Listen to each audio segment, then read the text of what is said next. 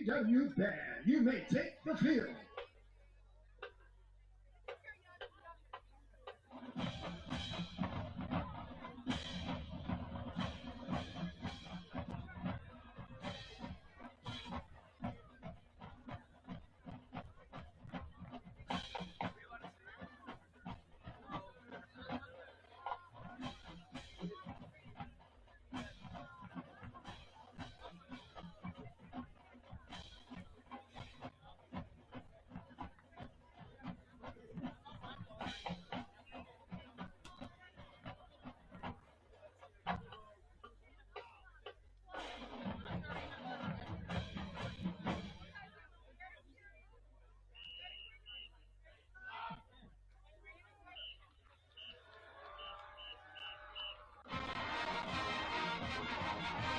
Presenting the 2023 Baldwin Wallace University Marching Yellow Jackets.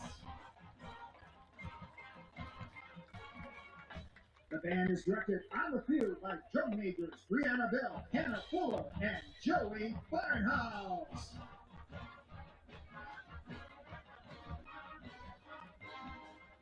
The color guard and twirlers are under the leadership of Dr. Julie Newcamp, Holly Sapienza, and Courtney Plunkett.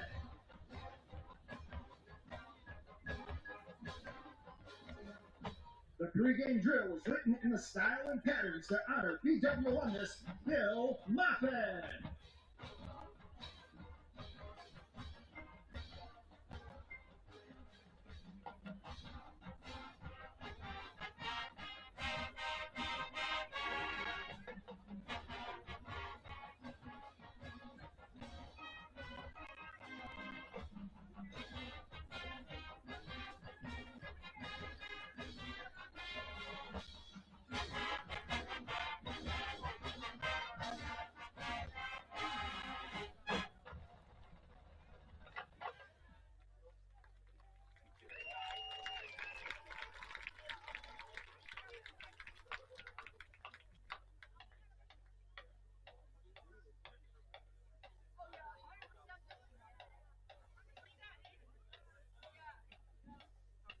At this time, we ask that all fans please rise, kindly remove your caps as we honor America and those who protect our freedom at home and abroad with the playing of the national anthem, performed by the VW Marching Yellow Jackets and the Strongsville High School Marching Mustangs, under the direction of Strongsville Band Director, Mr. Brian King.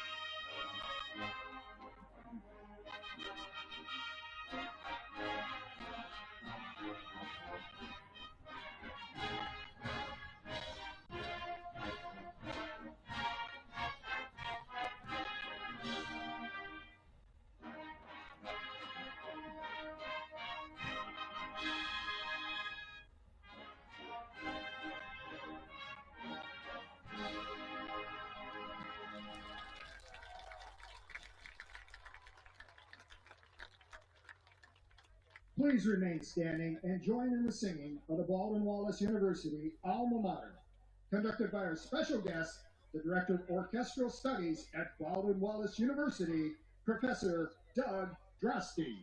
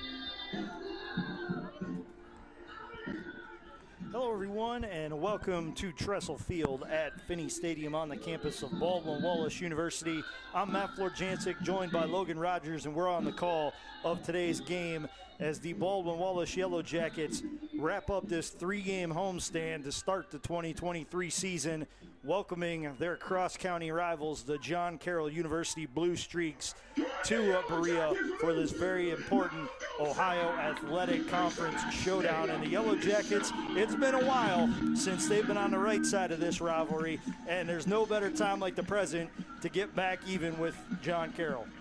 Yeah, I mean, you said it. Not really much to say else about this matchup. John Carroll, Baldwin Wallace, the Gold Bowl, one of the most important games in the OAC entire conference all year, and we will see how this one pans out today. Should be a good one. The John Carroll University Blue Streaks, ranked number 19 in the country. They are 0-1. They come in after a bye week. They were on the heels of a loss in the opening game to the University of Wisconsin Whitewater. Baldwin Wallace comes in at 1-1 overall. They are 1-0 in Ohio Athletic Conference play. BW started the year with a loss to Mount St. Joseph in non-conference action, and boy, did they have a response last week as they came out and absolutely took apart the Wilmington College Quakers 61-25. It's been a while since Baldwin Wallace has hung that kind of score up on the board. It's good to see, and I tell you what, there'd be a whole lot of happy Yellow Jacket fans if they could do it again today. Yeah, I mean, not too much to criticize at all in the win last week. One thing that we'll look for today is the penalties. Baldwin Wallace, 17 penalties for 167 yards in the first two games. John Carroll only penalized once in their opener against Wisconsin Whitewater, so definitely will look to limit the amount of extracurricular penalties after the whistle. Yardage at a premium today, so you definitely want to see a clean game played. That was about the one thing that you could say that Baldwin Wallace needed to improve on last week. What were the penalties? They put themselves in some less than auspicious situations because of after the whistle penalties, and you can't have those when you're trying to get back to the top of the Ohio Athletic Conference and you're trying to go through teams like a top 25 ranked John Carroll Blue Streak team on your home field. You can't give away free yards. You have to take the yards that you get and be responsible to your teammates, to your team, to your coaching staff, and to yourself, and take care of business the right way. Hopefully we'll see that today when the Baldwin Wallace Yellow Jackets and the Blue Streaks kick it off in just a couple of minutes here. It's a beautiful, sunny day here in Berea. It started a little cold this morning. Temperatures in the 40s. It's now well into the 60s. It's very little wind. The flag is pretty still right now in the southeast corner of Finnie Stadium. It's a beautiful day, and you hope 3.5 hours later we're able to say that the Yellow Jackets get a victory.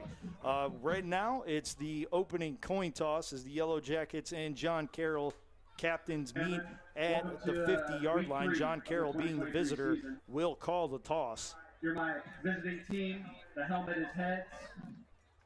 The Ohio logo is tails. What is your call?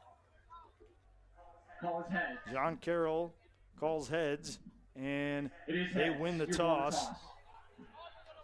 John Carroll's won the toss. They'll defer to the second half, so the Yellow Jackets will receive the opening kickoff, and they'll get the first crack at trying to get a lead in this game, and they'll defend the south goal here at Finnie Stadium in this first quarter. John Carroll will defend the north end zone.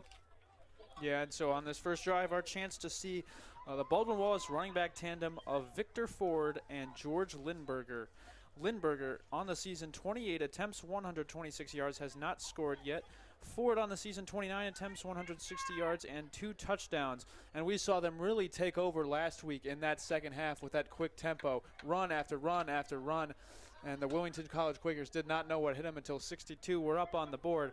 John Carroll, less than 70 yards a game to opponents rushing last year, but however, their first game against Wisconsin Whitewater, 232 rush yards allowed, and when they were gashed because of the middle. They were unable to maintain gap integrity on some of a large part of those runs for Wisconsin Whitewater, and so we'll see how Baldwin Wallace wants to utilize Ford and Lindberger to kind of expose those holes in the middle of the defense. Yeah, and you have to like hearing that if you're a Yellow Jacket fan, the fact that you can run on the Blue Streaks. It may not be easy. Between the tackles, running never is, but you have an outstanding opportunity to do that today with Lindberger, who's an outstanding physical back. You know, goes 225 and knows how to lower his shoulder. I mean, he stands only 5'10", so he's not the biggest target in the world, which could help him hide behind some of the offensive linemen until he bursts across the line of scrimmage. And you'll look to see Victor Ford Jr. as well, who only goes 207 compared to 225 for Lindberger, but don't sleep on Victor Ford Jr. either. He has some power behind his legs. Kicking it off, it'll be Yanni Volas, the junior out of North Canton Hoover High School for the John Carroll University Blue Streaks.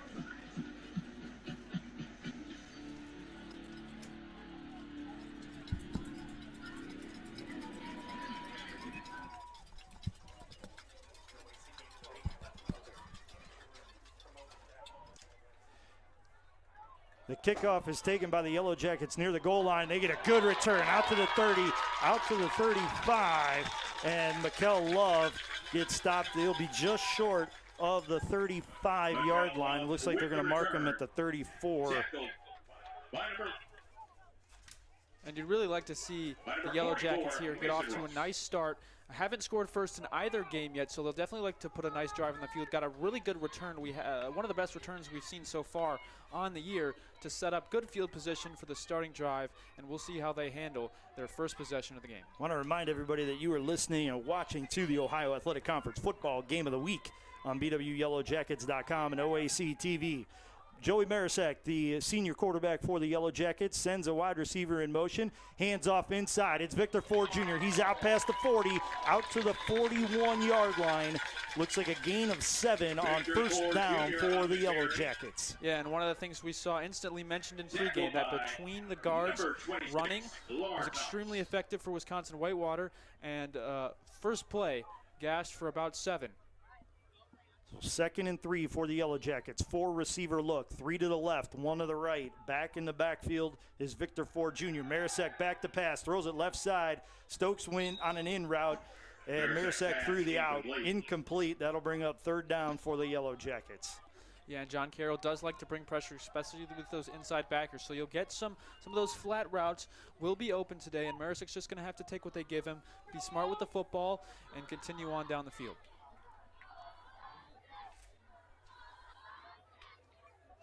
Rocco Del Verme checks in as the fullback. 2 receivers go to the left side of the formation. Out wide is Darius Stokes. In the slot, Elijah Arnett. Victor Ford Jr. takes a handoff. He's met in the backfield, gets back to the line of scrimmage, maybe gains a half a yard, but he will get no further, and that will bring up 4th down and 2 for the 4th and 3 for the Yellow Jackets, and it looks like they're going to bring on the punt. Yeah, same concept that time as we saw in the first down run, but this time John Carroll bringing those linebackers up to stuff the middle. Does a nice job there and is able to force the first down, so a 3 and out so far for the Yellow Jackets. So Dylan Kuhlman will be on the punt for the Yellow Jackets. Back deep to return, number 2, Tyler Mintz. It's a beautiful punt, caught at the 13 and going nowhere fast. are the John Carroll Blue Streaks. The Yellow Jacket Gunners on the outside did a great job to bottle up Mintz and allow him no gain on the return. What a kick by Dylan Kuhlman. Yeah, what a kick, and then that's what we call a teach tape on the return coverage. I mean, you had all three guys running down there in their lanes. Any way the returner could have gone there was going to get stuffed, so he just decides to fall down, and a beautiful punt to open the game for the Yellow Jackets. So Joe Collins, the graduate student quarterback for the John Carroll Blue Streaks, will break the huddle. He has three receivers set, two to the right, one to the left, a wing on the right side with Evan McVeigh in the backfield. Hands it to McVeigh. And that'll be a first down for the Blue Streaks. And actually, excuse me, that's Matthew Busser on the carry for first down yardage.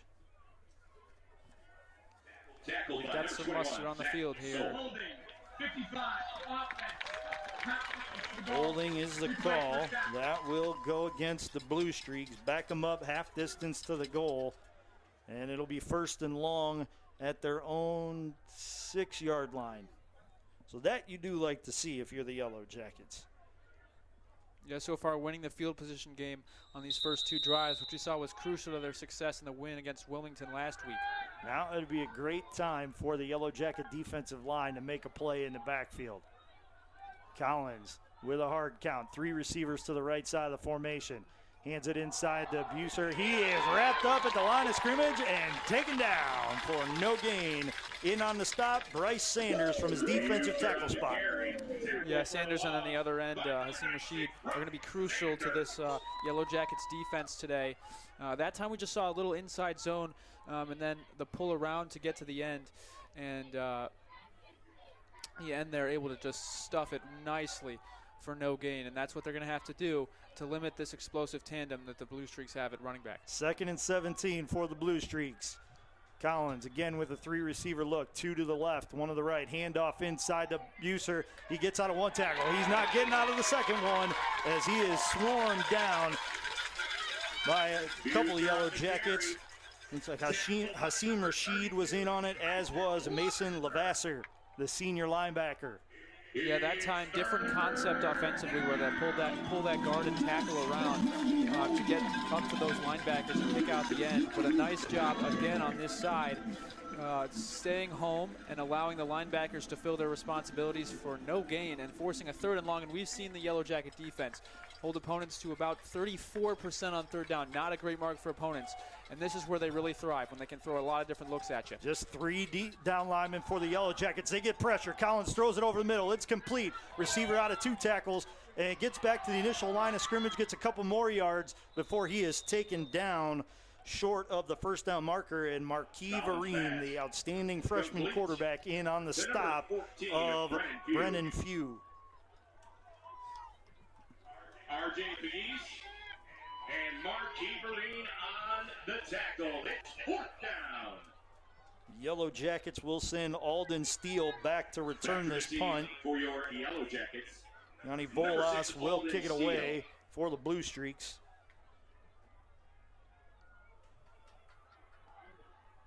Snap is high. He corrals it, gets it away. It's a good end-over-end kick. Steele catches it at the 47. Makes a move across the 50 and trips up at the 45. The Turf Monster got it. Yeah, and if it weren't for the Turf Monster, he might have gone. Had a great initial move and then came into the lane, saw a ton of green grass, but just unable to keep his footing. Nonetheless, great starting field position for the Jackets, and we'll see what they have for us this drive. Beautiful starting field position. They will be at the Blue Streak 44-yard line. Taking a look at the rest of the Yellow Jackets starters at wide receiver, senior number 7 Darius Stokes. At left tackle, number 74 Gavin Varndell. The left guard is George Newcomb. The center, Dominic Biagiotti. The right guard, Nick Messenger, and the right tackle, Cole Bryan. At tight end, the Yellow Jackets will run Jonah Schrock. At the other wide receiver spots, Elijah Arnett and Vinny LeMayo. Marisek, the quarterback, and Victor Ford Jr., the starter at running back. 5 receiver look for the Yellow Jackets. 3 to the left, 2 to the right. Marisek in the shotgun. Quick step back, throws it right to Conwell, and it's incomplete. Conwell couldn't hang on. A lot of heat on that pass, and a lot of heat from a defender as well. Yeah, John Carroll does like to run those stunts up front. They'll come after Marisek with everything they have today, but just a good job there of getting it out quick. You'll take those reads all day, and sure we'll see more of those passes completed than not. So 2nd and 10 for the Yellow Jackets. Conwell will stay on as a slot receiver right side. Darius Stokes will be out wide right. And now Conwell in motion, handoff to Lindberger. Takes a hit at the line of scrimmage, bounces off of the tackler, gets to the 39, and it will get no further. Gain of about 5. That'll bring up 3rd and 5 for the Yellow Jackets. It'll be a long 5 as it's spotted just shy of the 39. It'll be a 4-receiver look for the Yellow Jackets. Stokes, Conwell, LeMayo outright. LeMayo in the slot on the right side. And Connor Awad, the lone receiver on the left side of the formation. George Lindberger, the back in the backfield. Yeah, I'm sorry, go ahead. No, this is where the Blue Streaks like to get creative with their pressure. Like, you'll see the 3 down up front, but rarely will they come with only 3. So we'll see who gets sent, and it's the middle linebacker. Marisek throws it left side to Awad, and it's too high for him. A late flag comes in, and this might be a late hit. Yeah, I mean, Awad definitely, clearly did not have control of that, and then he was gonna kind of go out of bounds, and then we saw him get stuck in the back. I can't tell which safety it was with the hit. Personal foul, 26. Dead ball, personal foul number 26. That's safety Lamar Thomas with the 15-yard personal foul penalty. That's a 1st down for the Yellow Jackets, moving the ball to the Blue Streak 24-yard line. And that was one of the keys of the game, right? Penalties after the whistle or penalties after the play. And this time it's the Yellow Jackets that's the beneficiary. 4-receiver look for the Yellow Jackets, 3 out right. Marisek looks right, throws it to LeMayo in the slot. He catches it, gets past the 15 to the 14-yard line, up near 1st down yardage, and they'll give it to him. They'll say he got 10, so that'll give the Yellow Jackets a fresh set of downs from the Blue Streak 14-yard line. Want to remind you that you are listening to the Baldwin Wallace John Carroll University football game. It's the Ohio Athletic Conference football game of the week on BWYellowJackets.com and OAC TV. 4-receiver look for the Yellow Jackets. Stokes and Conwell outright. Conwell in the slot. LeMayo in the slot on the left side. Awad outright right. Lindberger, the lone back in the backfield. Conwell in motion. Now Marisek flushed from the pocket. Throws on the run and throws it out of bounds. He was looking for Stokes, but did a good job to throw that one away and live to fight another down. 2nd down and 10. Yeah, like we said, just take what they give you. If there's nothing there, throw it away. Don't need mistakes. Baldwin Wallace has been really good so far this year in the red zone, and it's 2nd down and 10. So plenty of options still on the table. Schrock comes into the game. He's a wing on the right side. 3 receivers in the formation. Handoff to Lindberger. He bounces it right.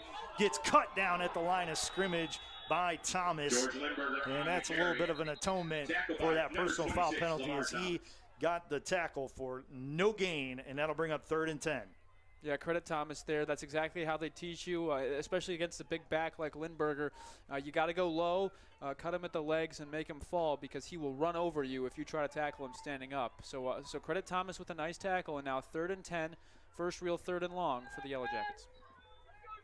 Marisek in the shotgun formation, sends Stokes in motion right to left, fakes the handoff to Stokes, looking over the middle. It's not there. Now he throws it back across the middle. It's caught by Conwell, and it'll be close to a 1st down, and it looks like he's going to get right at the marker for another Yellow Jacket 1st down. It's 1st and goal for the Yellow Jackets. And they're going to hurry up here. 3 receivers hustle to the left side of the formation. Nobody out wide right. Marisek takes a snap, hands to Lindberger. He plows ahead close to the goal line, and he's going to be inside the 1, gain of 3 on 1st and goal. They'll bring up 2nd and goal from inside the 1. Quickly, the Yellow Jackets come back to the line of scrimmage. Schrock, the wing on the left side. Marisek hands off to Lindberger, and he's in for the Yellow Jacket touchdown. BW takes a 6-0 lead over the John Carroll University Blue Streaks on the 1-yard touchdown run from Lindberger. Yeah, Lindberger happy to get a huge touchdown for his first one of the year, but that drive really had everything.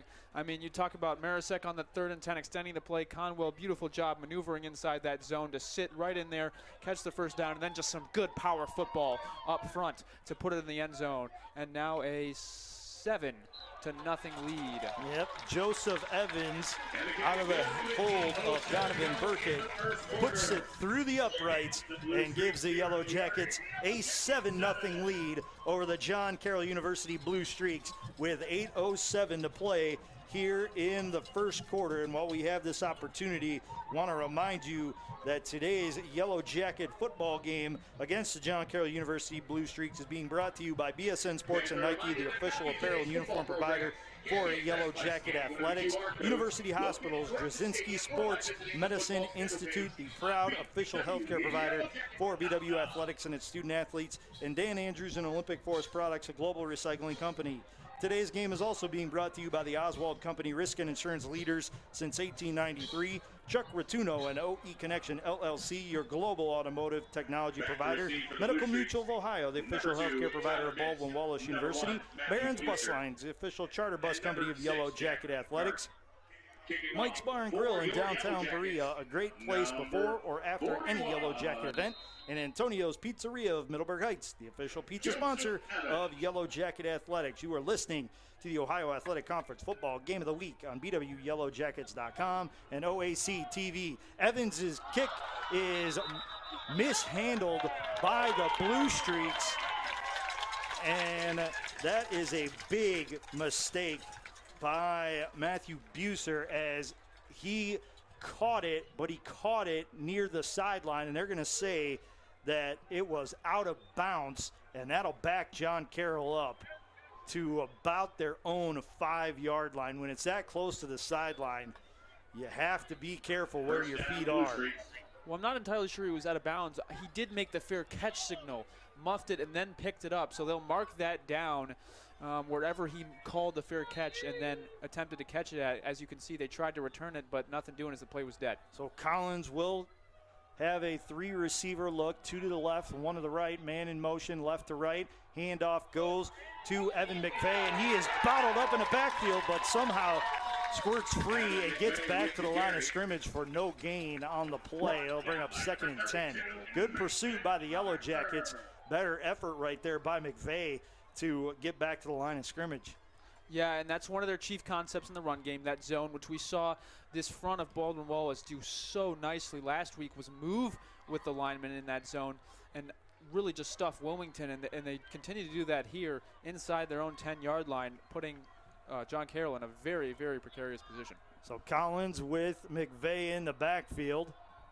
He'll send a man in motion left to right.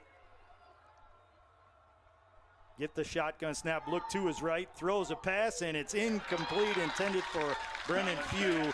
Few with a diving attempt. That was a little bit too long for him, though. 3rd and 10 for the Blue Streaks from their own 6-yard line, and this is an opportunity for the Yellow Jackets to get off the field and get some better field position on this next offensive possession if they can get a stop here on 3rd down. Yeah, so their last 3rd and long, we saw the Yellow Jackets elect to play coverage, and they were able to stifle that little mesh route we saw on 3rd down last time. But now we'll see if they decide to pressure him so close to this end zone. So Collins moves McVeigh out of the backfield, sends him left. He's going to run it himself. Gets to the 10, gets to the 15, and gets pushed back. It'll be a favorable spot if they give him the 16, and it looks like they will. Yep, moving the chains. 1st down for the Blue Streaks. Yeah, nice job on the design draw there. It helps that the Yellow Jackets only rushed 3, giving a few more lanes there to the QB. Joe Collins. Sorry. Joe Collins will break huddle and have 3 receivers in the formation, 2 bunched right, 1 out left, and McVeigh in the backfield with him. 1st and 10 from the John Carroll 16-yard line. Fakes a handoff to McVeigh. He's looking long down the middle of the field. Few has position, and he makes a diving catch. No, they're going to say it bounced off the turf. What an effort by Brennan Few. Not much else he could do on that play. Yeah, I mean, beautiful extension, lays out for that ball, but from here it did look like when he was going to the ground, it hit the ground, it bounced right up into his lap, so really nice call by the sideline official on the near side here. But beautifully thrown ball, really nowhere else you can put that if you're Collins. So I mean, your man had inside position for sure. That was a great route. Few will be the wide receiver on the right side of the formation. Two out to the left side of the formation. It's Joey Torok in the slot. Now he'll motion left to right. Collins takes the snap, hands to McVeigh. He'll run it behind a left tackle block, and Hasim Rashid will be there for the stop at the 18-yard line. Called a gain of 2. That'll bring up 3rd and long again for the Blue Streaks. Yeah, Rashid and Jordan Smith doing really nice jobs so far on the ends. Really nowhere to go on the outside, and it's been really tough sledding for John Carroll thus far to start the game. Caden Vaillancourt comes in, the junior defensive end, subs out Hasim Rashid. Jordan Smith, one of the few Yellow Jacket front 7 that'll stay on for this 3rd down play. He'll work against the left tackle, and it's Nathan Kovac. Collins takes the snap, looks to his left, fires it down the field, and it's incomplete. That's 4th down coming up now for the Blue Streaks, and they will call on their punter. Yeah, and that was beautifully covered by Marquis Vereen. Once again, we've called his name a lot in the first 2 weeks. He's got 3 pass breakups, does the freshman, and he's had a great start to his college career and another lockdown coverage there.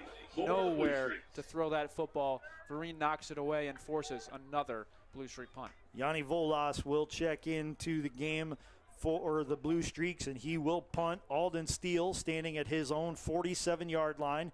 Volas takes a low snap this time and gets a whale of a punt away, and it tracks Alden Steele all the way back to his 30-yard line. He pulled his hands away at the last second, and it rolls dead at the 24-yard line. 26 yards plus another 32 on the punt. That's a 58-yard punt for the Blue Streaks, and that's a heck of a kick to give your defense some breathing room there.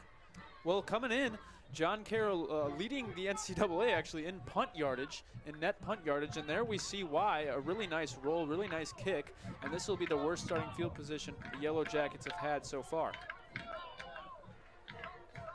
So it'll be 1st and 10 Yellow Jackets from their own 24-yard line. You are listening and watching to the Ohio Athletic Conference football game of the week on BWYellowJackets.com and OAC TV. Victor Ford Jr. takes the 1st down handoff and is immediately taken down in the backfield for a loss of 1 on the play back to the 23. That'll bring up 2nd and 11 for the Yellow Jackets. Number 45, Joe Timmons, and number 90, Isaac Wilson. 4-receiver look on 2nd down, 3 to the left. Stokes out on his own, one-on-one coverage out right. Victor Ford Jr. flanking Marisek's right side in the shotgun formation. Now he'll switch Ford Jr. over to the left side. Call for the snap, look immediately to his right. Now flips it out to Victor Ford Jr., and that was a bailout situation. It was incomplete. Marisek had a ton of heat on him from one of the linebackers for this John Carroll defense, Joe Thimmons, on the pressure. 3rd down 11. So they'll bring up 3rd and 11 now for the Yellow Jackets. 4-receiver look. Conwell sent in motion left to right. Marisek takes the snap, looks back, throws a screen to Victor Ford Jr. He's got a lot of green in front of him. To the 40, gets out to the Yellow Jacket 44 before he is knocked out of bounds. That's a gain of 21 yards, and that's a 1st down for the Yellow Jackets. BW will run a hurry up. They get quickly back to the line of scrimmage, stack Conwell and Stokes on the left side, and stack 2 receivers on the right as well. It'll quickly be a screen to Conwell, and he gets a gain of 1 to bring up 2nd and 9. Yeah, so one of the things the Jackets looking to do early is attack these flats for the Blue Streak defense, as we see an entire defensive line substitution. But these flats, they do like to play a little bit off coverage, a little bit of a cushion given to these flats, and that's what we saw in the last 2 plays, both screens. Mikel Love sent in motion. Handoff goes to Victor Ford Jr. He bounces it right side across midfield to the 49-yard line of the Blue Streaks. That'll bring up 3rd and 4. Good bit of running and good vision right there by Victor Ford Jr. to find a gap. Number 57, Tyler Timmons. Marisek calls for the snap, hands it to Victor Ford Jr. He gets around 1 tackle at the line of scrimmage, gets a gain of about 1.5 yards, and the Yellow Jackets will be about 5 feet short of a first down, and it'll be 4th down. And the Yellow Jackets will call the offense off and send on the special teams unit. Yeah, so one of the things that attacking those outside edges of the defense can do for you is really take away a body from the box to allow for more space for your runner to run through. Conwell to snap it. He's the long snapper. Joseph Evans is on the punt. And Joseph Evans will get away an absolutely beautiful kick. Just too good as it goes into the end zone for a touchback. Didn't mean to cut you off there, partner, but a different look by the Yellow Jackets. Dylan Kuhlman, their normal punter. They decided to go with Joseph Evans on that kick, and it's a touchback for the Blue Streaks. Oh, yeah, no problem. I mean, Joseph Evans, freshman kicker who's done very well, had a nice bounce-back week last week against Wilmington.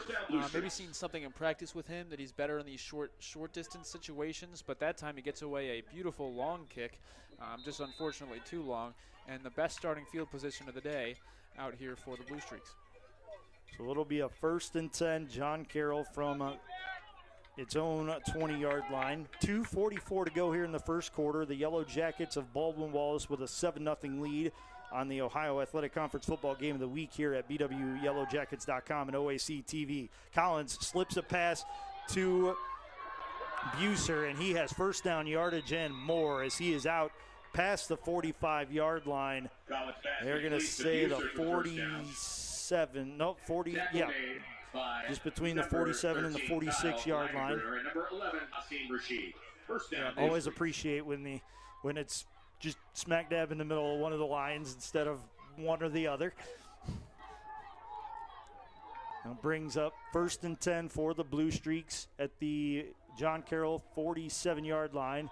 Collins hands off and spin move in the backfield to get upfield. That is Mason Sullivan. Sullivan on the carry. Who gets a gain of 5, brings up 2nd and 5 for the Blue Streaks. Tackle on the play by Ty Mitchell Jr. and Kyle Langenbrunner. 2nd and 5.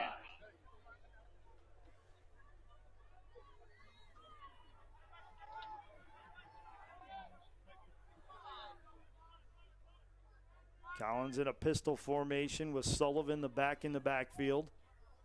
He'll take the snap, fake the handoff, roll to his right, looking in the slot. It's not there, and it'll be thrown away, sort of, but the Yellow Jackets there to bat it away more likely, more than anything is Marquis Vereen threw it away. There was a safety valve on that side of the field, and it was William Burney who was the safety valve, and Collins had a lot of pressure coming from the Yellow Jackets and decided to just throw it near Burney, but left it where Vereen could get a hand on it.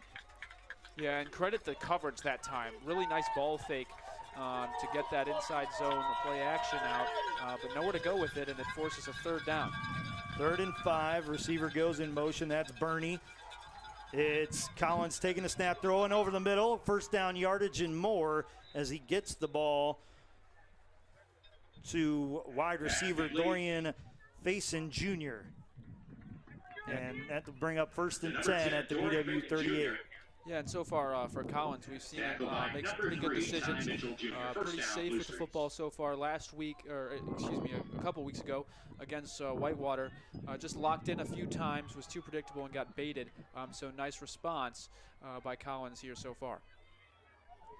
Collins sends Burney in motion left to right. One back in the backfield, fakes the handoff, throws it left side. It's complete to Jack Cartman, and it'll be gain of 8 College to bring up fast second down and Number 5, 2 Jack Carter. from the Yellow Jacket 30-yard line. Number 5, Brandon Kelly. And we'll have to run at least one more play here.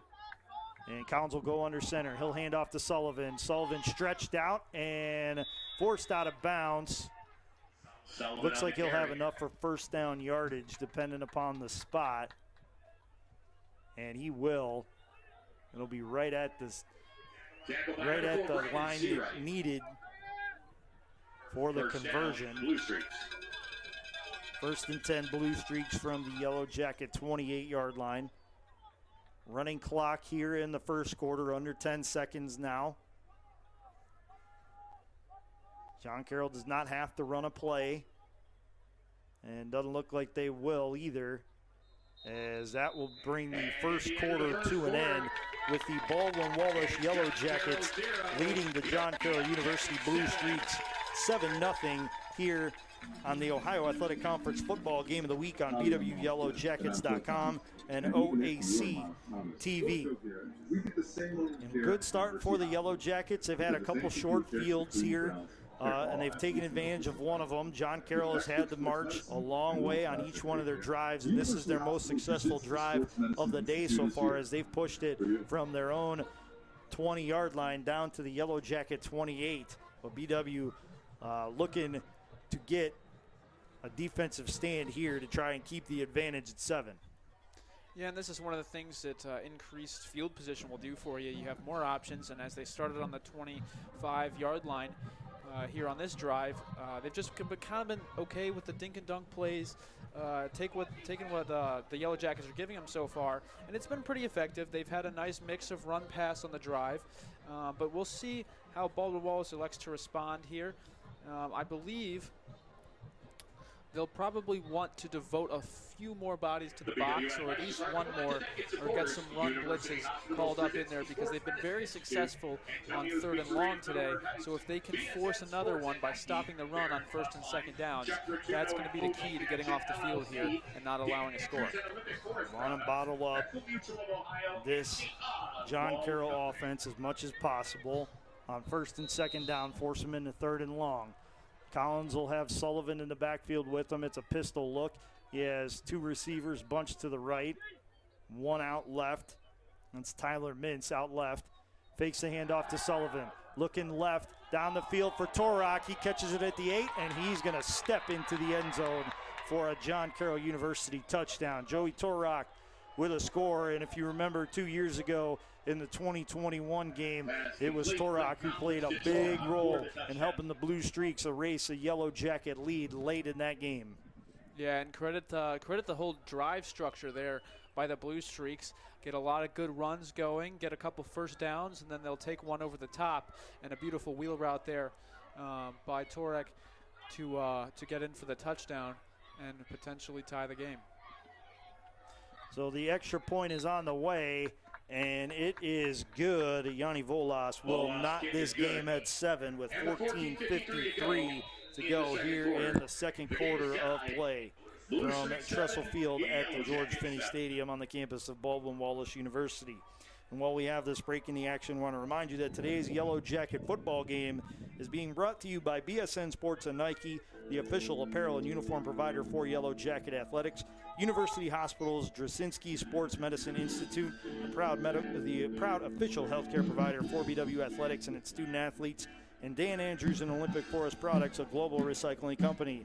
Today's game is also being brought to you by the Oswald Company Risk and Insurance Leaders since 1893, Chuck Rotuno and OE Connection LLC, your global automotive technology provider, Medical Mutual of Ohio, the official healthcare provider of Baldwin Wallace University, Barron's Bus Lines, the official charter bus company of Yellow Jacket Athletics, Mike's Bar and Grill in downtown Berea, a great place before or after any Yellow Jacket event, and Antonio's Pizzeria of Middleburg Heights, the official pizza sponsor of Yellow Jacket Athletics. You are listening to the Ohio Athletic Conference football game of the week on BWYellowJackets.com and OAC TV.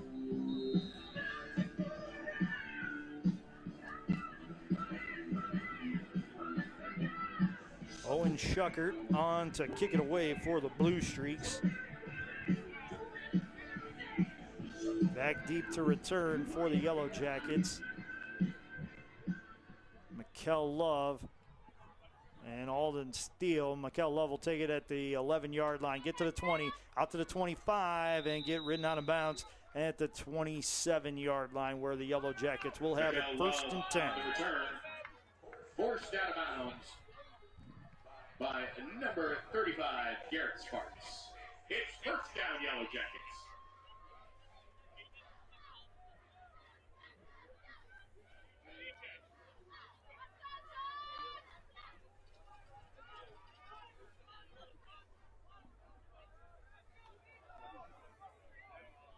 Three receivers to the right side of the formation for the Yellow Jackets. Lindberger, the back in the backfield.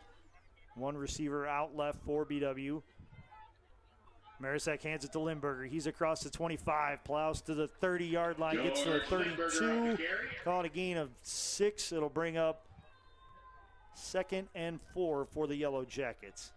Yeah, and that's one of their favorite concepts to use in there. When Lindberger is the recipient of the ball, get those guard and tackle out in front of him, and along with the big back, that's a lot of guy coming at you if you're in the middle of this John Carroll defense. Marisek takes the snap, looks over the middle, completes it to LeMayo. He is close to a first down, and they're going to mark him. Well, one marks him right at the marker, and the other, the headlinesman, marks him at the 35. So they'll split the difference and put the ball just shy of the 36-yard line, which is the line to gain.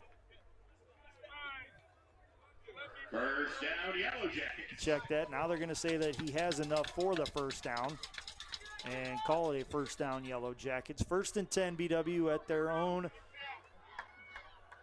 36-yard line. 2 receivers go out left. 3 receivers go out right. Marisek takes the snap. Looks to his left, taking a long look to his left, throws it on a comeback route, completes the ball for first down yardage into John Carroll territory, and that's Connor Awad with the reception at the Blue Streak 44-yard line. Yeah, so that time they go with a nice cover 4 look there, but no flat defender on the far side as there's no route being run over there. So eventually Awad able to just work off the defender, come back to the ball, and make a nice reception for a first down.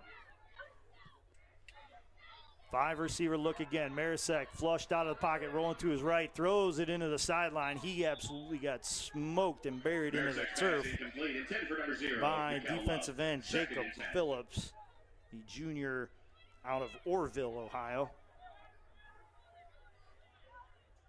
Yeah, and another mass D-line substitution for the Blue Streaks, keeping fresh bodies on the field at all times. Just like the basketball team, 5 in, 5 out. And they do the same thing along the defensive front.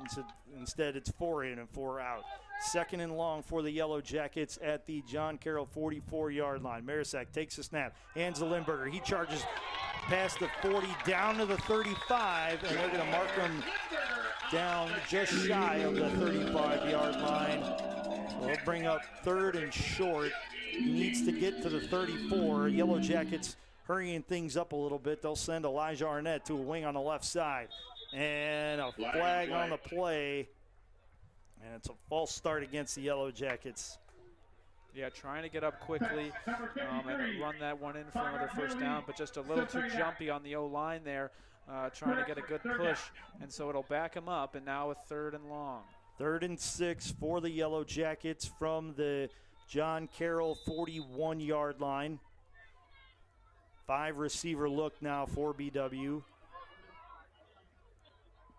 Conwell in the slot on the left side. Elijah Arnett out wide right. Marisek looking left to Mikel Love, and it's bedded down at the line of scrimmage. Broken up by Thomas Ferran, the senior DN from Lamont, Illinois. And the Yellow Jackets will once again call on Joseph Evans to punt it away. Yeah, well set up screen pass there. We've seen a number of those so far in this first half, but credit the defense there on the play. Able to tip it away, now forcing a punt. And we'll see Evans back there again to punt it away for the Jackets. Evans to punt, back to return Tyler Mintz for the Blue Streaks. Evans catches it at his 45, puts the right foot into it, and it will bounce inside the 5 where Conwell will throw it to a teammate, and it'll be downed inside the 5-yard line. Wow, the Yellow Jackets were inches away from giving the Blue Streaks a touchback, but they down it inside the 1 yard line. That was excellent punt coverage by the Yellow Jackets. And that was your long snapper who made that play, by the way. I mean, it's been textbook so far. I mean, it goes underappreciated, I think, in the game of football in general.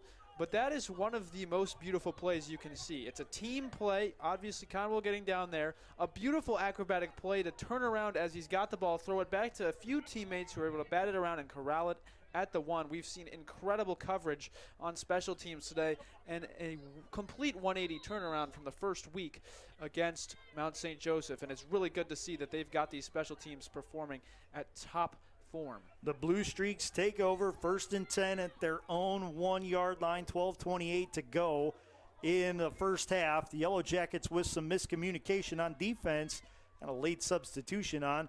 Now it'll be handed off in the backfield, and the Yellow Jackets will bottle up the ball carrier at the line of scrimmage.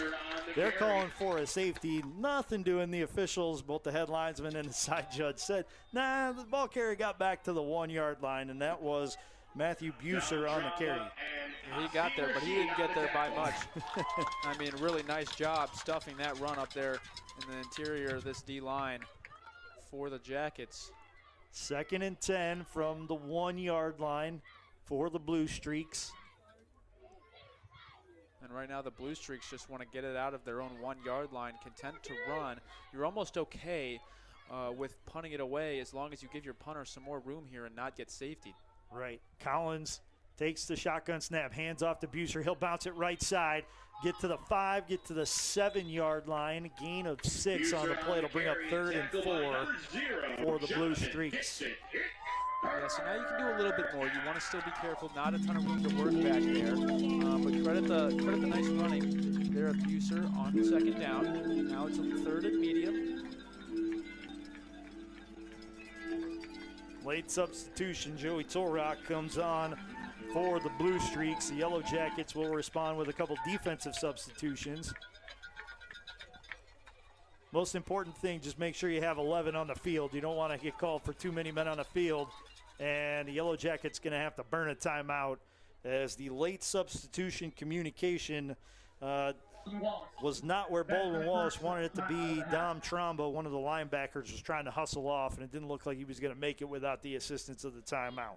Yeah, and that's one of the things that'll get your coach the most mad in all of football, when they got to burn an early timeout in the 2nd quarter to get a substitution right. And it's never good when you see 2 guys go on and only 1 come off. You know you got a problem there. Yeah. You don't know whose problem it is, and that's why they burn the timeout to get things corrected here. They want to force a punt while they're still back in this deep zone so they can get good field position out of it. I was not a math major here at Baldwin Wallace, but I do know numbers, and when 2 come on and only 1 come off, that means 12 are still on the field, and no good comes from that. We're not playing by Canadian rules today, where 12 men on the field is permitted.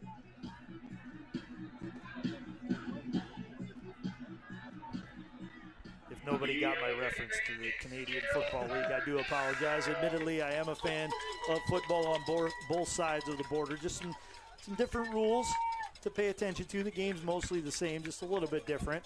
Torrock will go in motion right to left. Collins fakes the handoff, slips a screen pass right side, and it'll be 1st down yardage and more for the Blue Streaks. Pass complete to number 87. Yeah, not too much fooling done of the BW defense there. Just well set up and blocked upfield, and I believe that's Vereen able to cut him down, but not before he picks up the 1st down. And you'll see that the jet motion that they ran before the snap. They really like to give Collins this opportunity to motion that guy over so he can dissect what coverage it is, because if the guy comes with him, then he knows he's got man coverage, and they're a screen. But we'll see that a lot today. 3 receiver look for John Carroll. 1 back in the backfield as Buser faked the handoff, screen right side to Few, and the Yellow Jackets cut him down at the line of scrimmage. Going back to the previous play, credit tight end Lucas D'Orazio on the reception for the 1st down. Yeah, D'Orazio, the grad transfer from Duquesne, spent 4 years there on the defensive side of the ball and then switches over to tight end in his 5th season. And last week caught a touchdown, 4 catches, 40 yards. for the fifth-year seniors. So definitely a nice addition to this John Carroll offense. Yeah, and he's a big target too. Goes 6'3", 220. And looks a lot bigger than that when he's in pads. Collins has a three-receiver look, sends few in motion right to left, hand off to Buser. He gets to the line of scrimmage where he is met in unfriendly fashion by Yellow Jacket linebacker Mason Lavasser. And that'll bring up third and long. Yeah, and Lavasser doing a beautiful job there. That's what they kind of teach you as a linebacker. You slow play it. You saw him really just kind of stand there and dissect because he knows that cutback lane's going to open up. He stands right there. Sure enough, the lane opens up. Running back cuts through the hole, and Lavasser able to meet him right there and stop him for minimal gain. 3rd and 8, Blue Streaks from their own 14-yard line. 9:05 and counting left in the first half of the 35th battle for the Cuyahoga Gold Bowl Trophy. Collins with 4 receivers. He looks to his right now, throws it in the slot, or over the middle, I should say, to Buser, and he is taken down at the 19, and that is not enough for first down yardage. He is 3 yards short. That'll bring up 4th down for the Blue Streaks in a likely punting situation. And what's really nice for the Yellow Jackets is they've been able to force a lot of punts without having to rush extra guys. They're only bringing 3 on that play, and they're able to get enough guys in zones that they are completely blanketed across the field. He has to check it down. This opens up a ton of pressure packages later in the game when you really want to get after the quarterback. So the defense doing a really nice job to force a punt with only 3 rushing the QB. Volas on the punt for the Blue Streaks. He's standing in his own 5. Caught a good snap this time, puts the right foot into it. It'll bounce at the 45, be scooped up by Alden Steele at the 38. He gets out of 1 tackle, pushes his way up the field to the 45, and he'll gain 7 on the return. Alden Steele on the return. Tackle made by number 0. Remind everybody that you are listening to the Ohio Athletic Conference Football Game of the Week on BWYellowJackets.com and OAC TV. We're even at 7. Just shy of the midway point here in the second quarter. The Baldwin Wallace Yellow Jackets have possession after a punt, and they will go 1st and 10 from their own 45-yard line.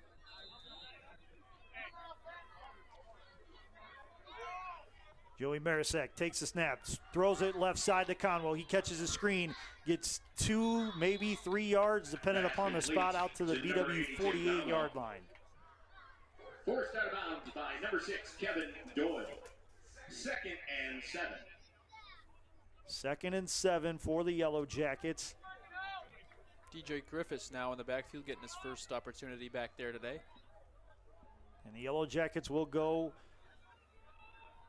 with a pistol formation. They have a wing on the left side. Now they send Mikkel Love in motion. Hand off to Griffiths. He's across midfield to the 45 to the 40. First down yardage and more. First down, Yellow Jackets at the John Carroll 40-yard line. Yeah, and that's exactly what they wanted to do, the misdirection to set up the inside run there. John Carroll, as we said, gashed last week on the inside, and so far today we've seen a lot of nice, tough running up in there as well by the Yellow Jackets. 1st and 10 at the John Carroll 40. Marisek takes the snap, hands off to Griffiths. He's running right side, cuts back inside, gets to the 35, and call it the 34, gain of 6. And DJ Griffiths is running like a young man that desperately wants to get the Cuyahoga Gold Bowl back to Berea. Griffiths, the senior running back out of Euclid and Lake Catholic High School, 16 yards. Early rushing here in this game.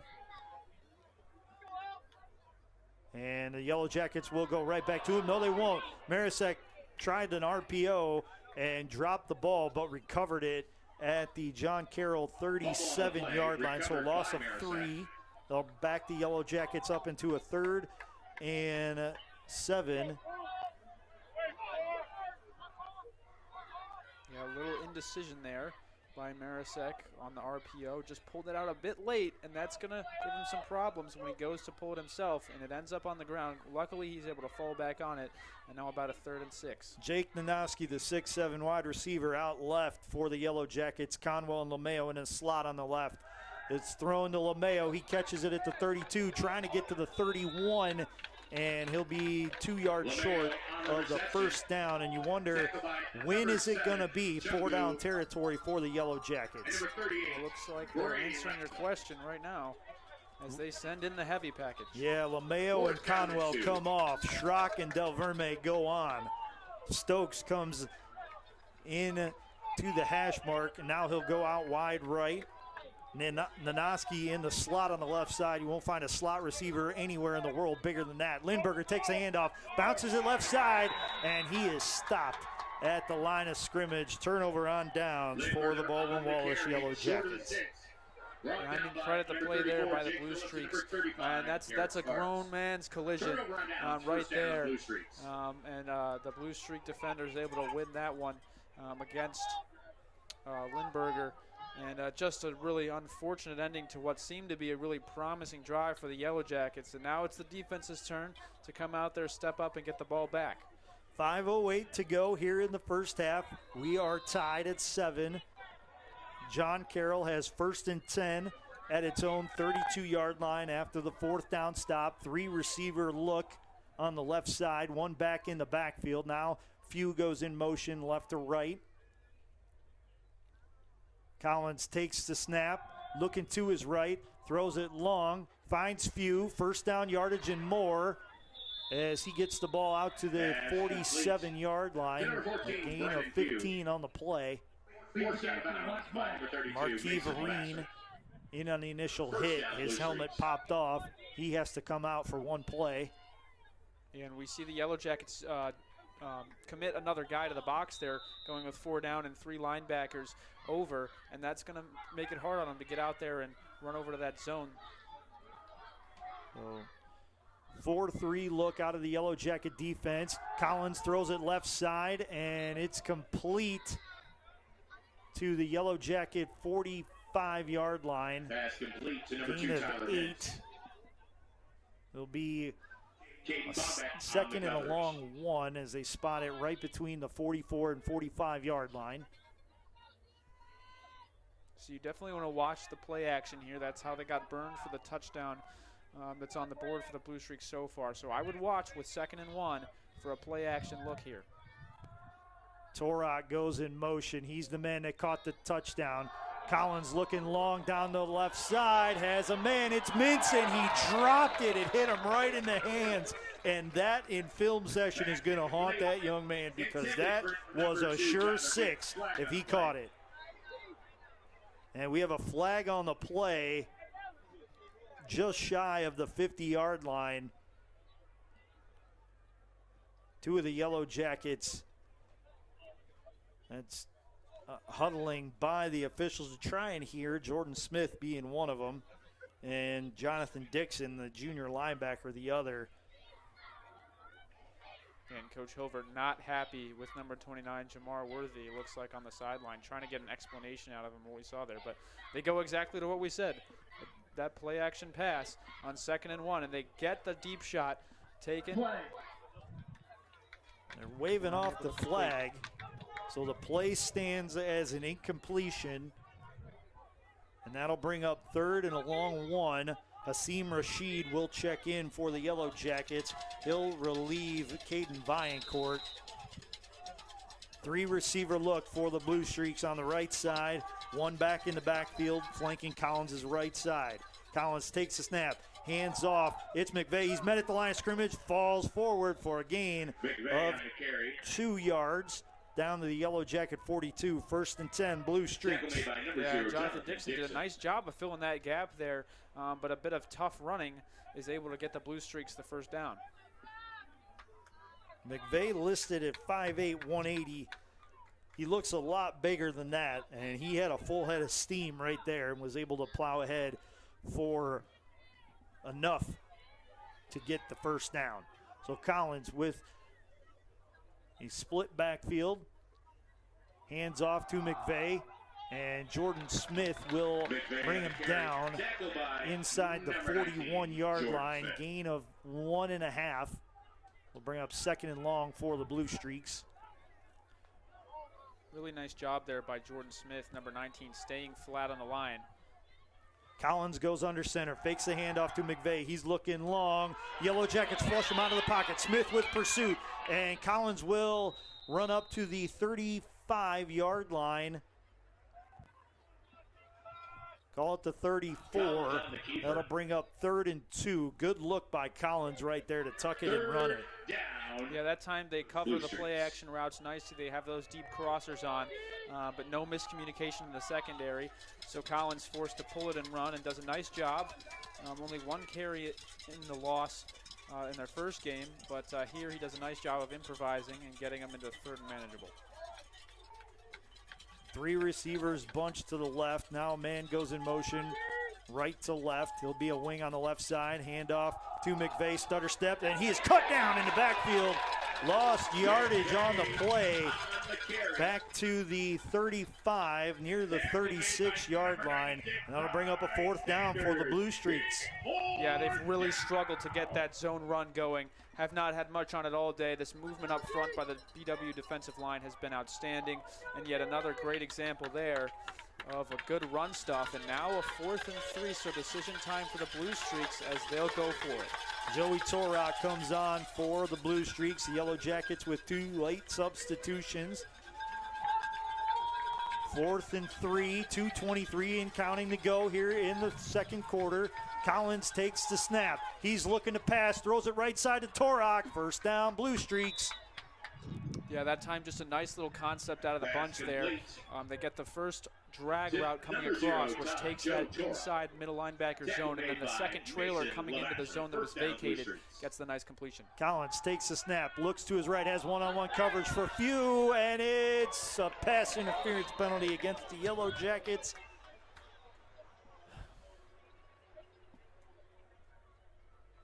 Looks like it's going to go against Worthy. Pass incomplete. Intended for few. Flag on the play.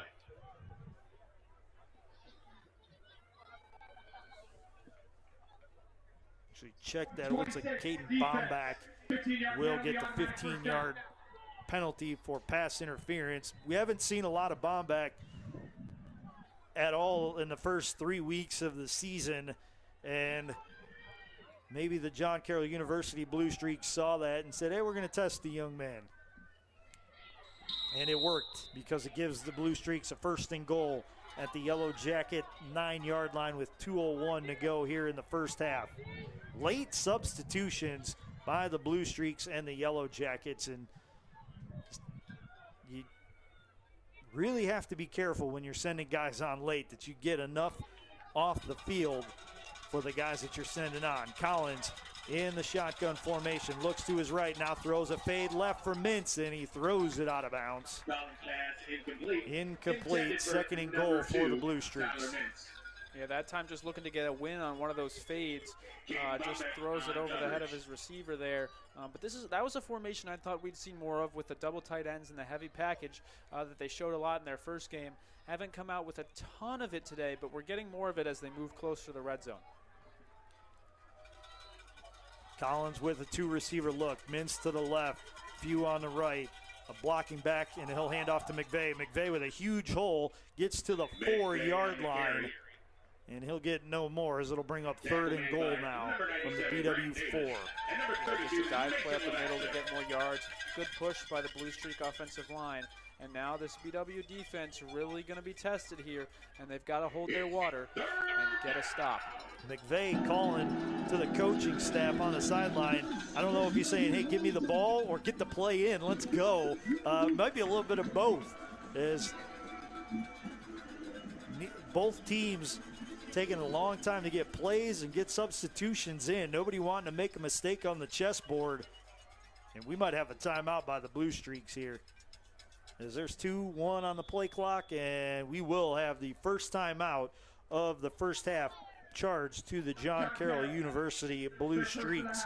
While we have this break in the action, I want to remind you that today's Yellow Jacket football game against the John Carroll Blue Streaks is being brought to you by BSN Sports and Nike, the official apparel and uniform provider for Yellow Jacket Athletics, University Hospitals, Drzezinski Sports Medicine Institute, the proud official healthcare provider for BW Athletics and its student athletes, and Dan Andrews and Olympic Forest Products, a global recycling company.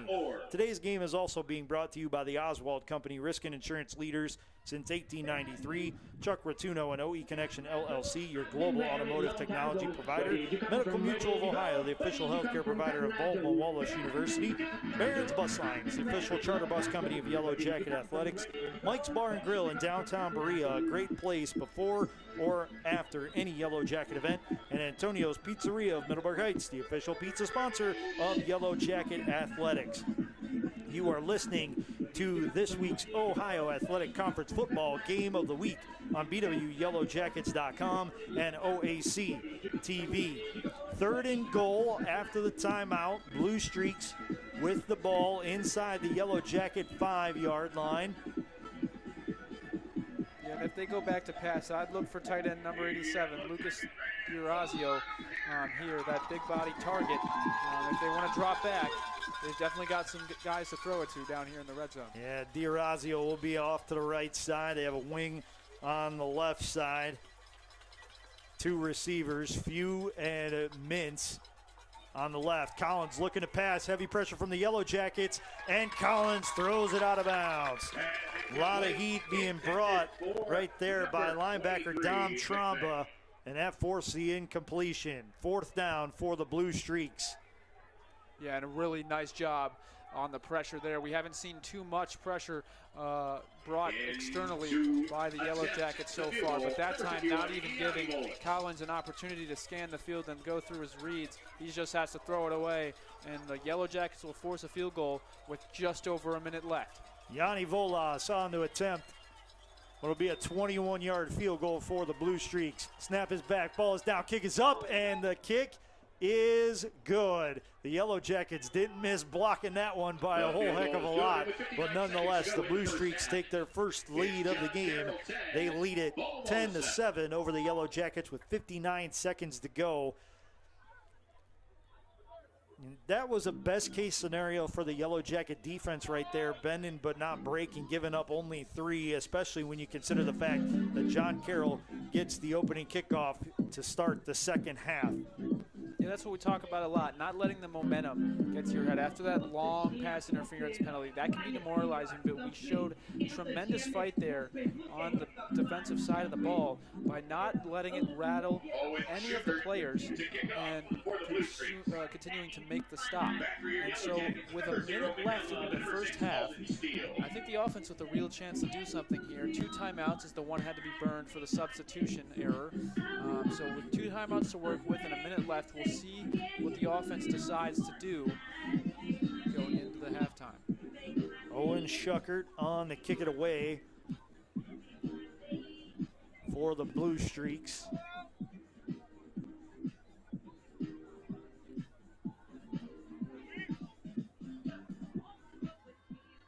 he will put the right foot into it and drive it to the 5-yard line where Alden Steele makes the catch. He's to the 10, 15, 20, gets to the 25, gets to the 26.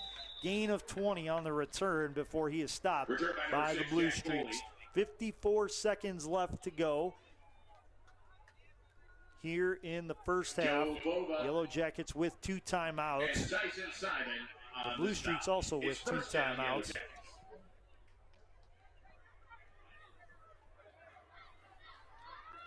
We will see what the Yellow Jackets elect to do here. I think you've got enough time and enough timeouts where you kind of test the waters with these first couple plays, see what comes of it, and if it's good, I think you keep attacking. If it's not, you're content with going to the halftime down 3. Lindberger is the back in the backfield. 3 receivers out left. Stokes out the widest. Elijah Arnett one-on-one coverage out right. Marisek takes the snap, hands to Lindberger. He's to the 30, plows ahead to the 35, gain of 9 on first down, and we have a timeout on the play by the Yellow Jackets. And another play is run as Lindbergher gets first down yardage. The officials were moving the chains. It was a gain of 9 on the play. Not sure what happened there, but that'll bring up second down now for the Yellow Jackets. Marisek takes the snap. He looks to his left, flushed out right, throws it into the sideline. Elijah Arnett, the closest Yellow Jacket to the ball. And there was no chance of him trying to bring that down. Yeah, weird start to this drive. I agree with you, partner. Did not look like Lindbergher got enough for the first down. No. They moved the chains anyway, stopped the clock, and then set it up very quickly. And kind of a disjointed start. Has about 26 seconds left. So the field marker to set the scene here says it's third down. The scoreboard says it's second down. I agree with the scoreboard, but it doesn't matter what I say because I'm just the broadcaster. Marisek, quick pass out left and airmails it over the head of Elijah Arnett. Pass incomplete, intended for number 13, Elijah Arnett. And Joseph Evans will trot onto the field. So apparently it is fourth down. 23 seconds left to go in this first half, and Joseph Evans I think there's going to be some questioning of the ball spot situation here once the Yellow Jackets review this film. Ball spotted at the 39-yard line. Evans on the punt, and he will get it away under duress, and it'll be caught by Mintz at the 24-yard line, or rather the 19-yard line, I should say. Excuse me. Yeah, nice punt there by Evans. We've seen some really nice stuff out of him coming in on as the punter here today, and I've been impressed with the way he's been kicking the ball.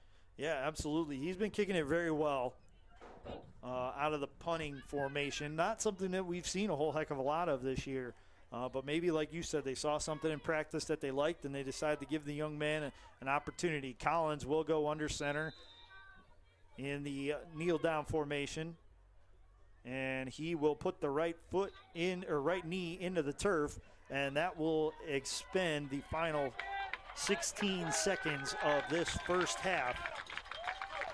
And we will head to halftime of the Ohio Athletic Conference Football Game of the Week on BWYellowJackets.com and OAC TV. With the score, the John Carroll Blue Streaks 10, the Baldwin Wallace Yellow Jackets 7. The Yellow Jackets will be kicking off to start the second half of action here when we return to Tressel Field. Until then, we will turn things over to the sounds of the BW Marching Yellow Jacket Band, and today they will be assisted by the Marching Mustangs of Strongsville High School. Enjoy the halftime show, everybody. We'll be back with second half action just after this break. The winner to receive $1,155 on a red ticket, number 790-9925. That's 790-9925. If you are the winner, come here to the press box.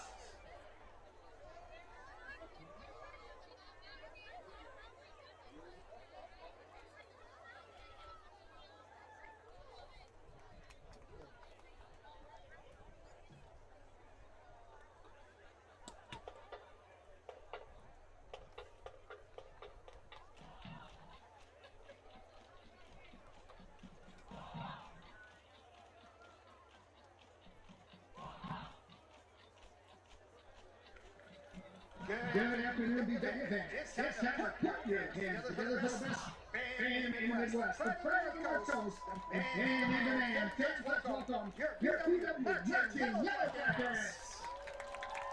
Under the direction of Dr. Andrew Mockerman, Ken Highline, percussion advisors, Gary Mike, Andrew Hall, secretary advisors, Dr. Julie Cat, Holly Santiago, choir coach, Cortland Kirk, the BW Marching Band is Pastor Sheriff, Fraser Tooth. Fans hang on the show opener is hot to him. Enjoy Chuck D'Angio's authentic Latin creation, Children of Sanchez.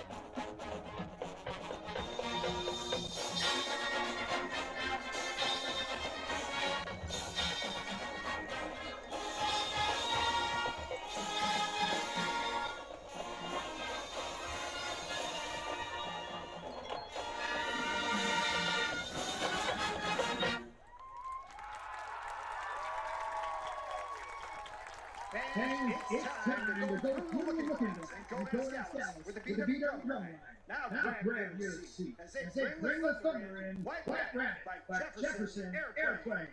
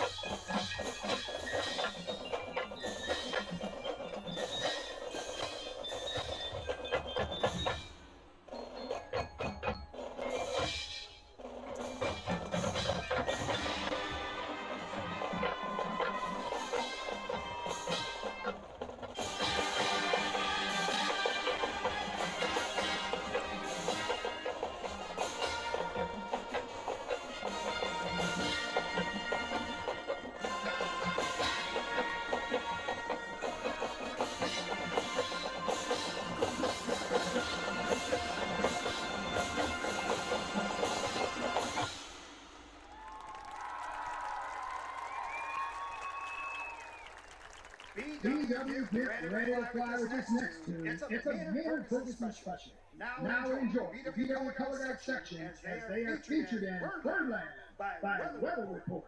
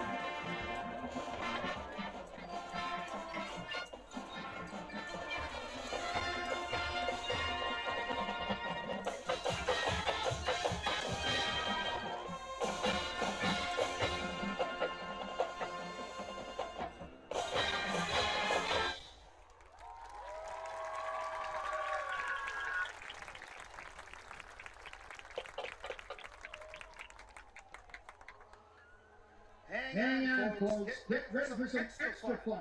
Please welcome onto the field the Strongsville High School Marching Mustangs. We are proud to have 6 Strongsville alumni in the BW marching band this season. They are T.A. Dana Centron, trumpet Isaac Sabarsky, Quince drummers Adriana Kalchak, and Jonathan Carmen, snare Bobby Foley, assistant drum major Hannah Fuller.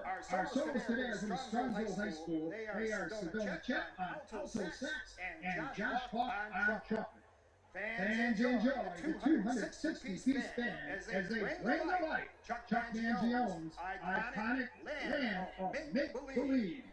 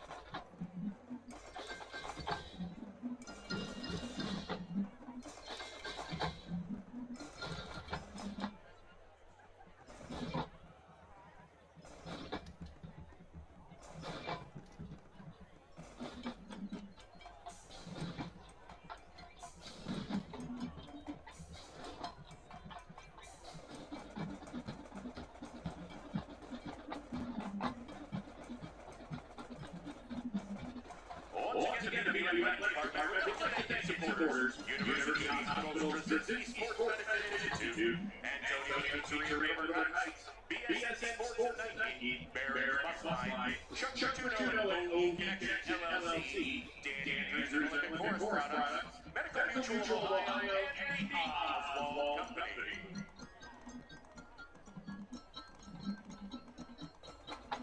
Today's football results and all other Yellow Jacket athletic results can be accessed through the BW Athletics website at bwyellowjacket.com.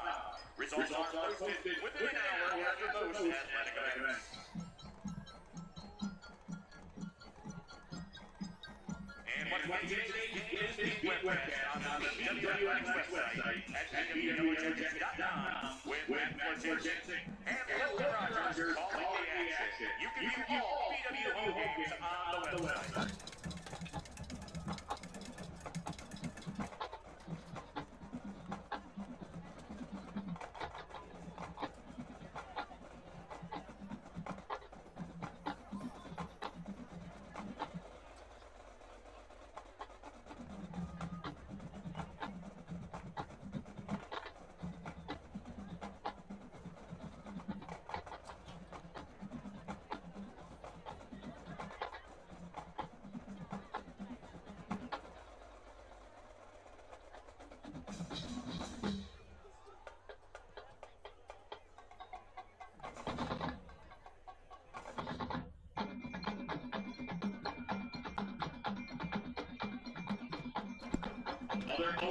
Hello everyone, and welcome back to Tressel Field at the George Finnie Stadium on the campus of Baldwin Wallace University, where we are just about set to get the second half underway between the John Carroll University Blue Streaks and the Baldwin Wallace Yellow Jackets. At the half, it is the visiting Blue Streaks holding a 10-7 lead over the Baldwin Wallace Yellow Jackets. And taking a look at the first half statistics, first downs go the way of the Blue Streaks 10-8.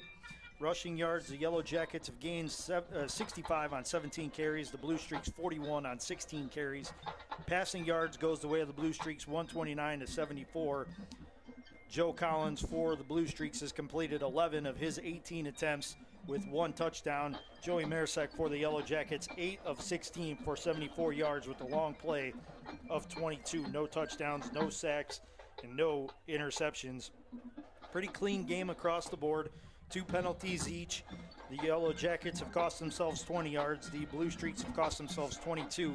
Time of possession favors the Blue Streaks 17:05 to 12:55, and a lot of that has to do with the fact that the Blue Streaks are 4 of 9 on third down. The Yellow Jackets just 2 of 6. I mean, yeah, it's hard to win the time of possession battle when the opponent keeps staying on the field, obviously. But I think a pretty solid job when they've had the Blue Streaks backed up of forcing them into some looks that they don't like. And honestly, I think it's been a pretty clean game defensively. I'd say if you can keep the run defense going, they held the tandem of Booster and McVeigh to 20 yards after they went for over 160 in their Week 1 loss. So that's been a plus. And then as long as they can just shore up those coverage on the back end on those play actions, that's really where the only place we've seen any real threats come from for the Blue Streaks. Near missed touchdown and then the touchdown were both off those play action fakes. So if they can stay disciplined in the secondary and continue to stop the run, I think we'll have a very successful second half. Matt Florjancic along with Logan Rogers on the call of today's game between the Baldwin Wallace Yellow Jackets and the John Carroll Blue Streaks. John Carroll will receive the second half kickoff.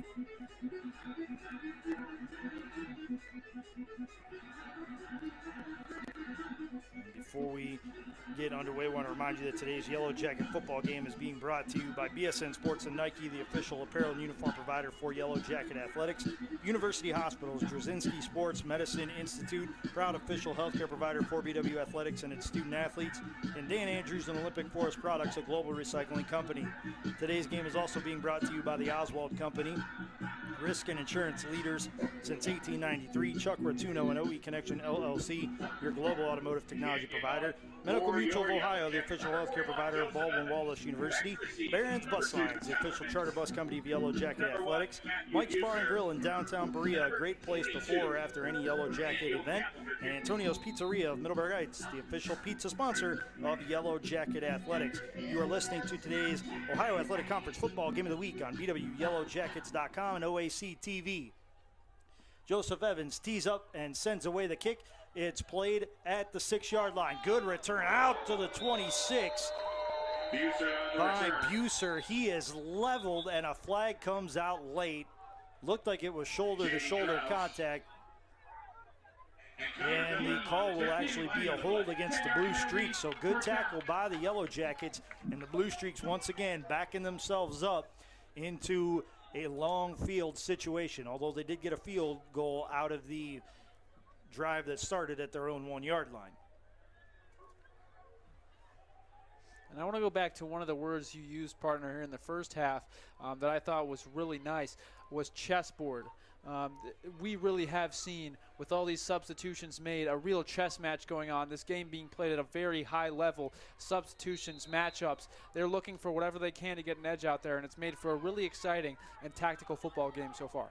3 receiver look for the Blue Streaks, 2 out left, 1 out right. Collins back to pass, throws it to Few on the right side. It's complete out to the 19, call it the 20-yard line.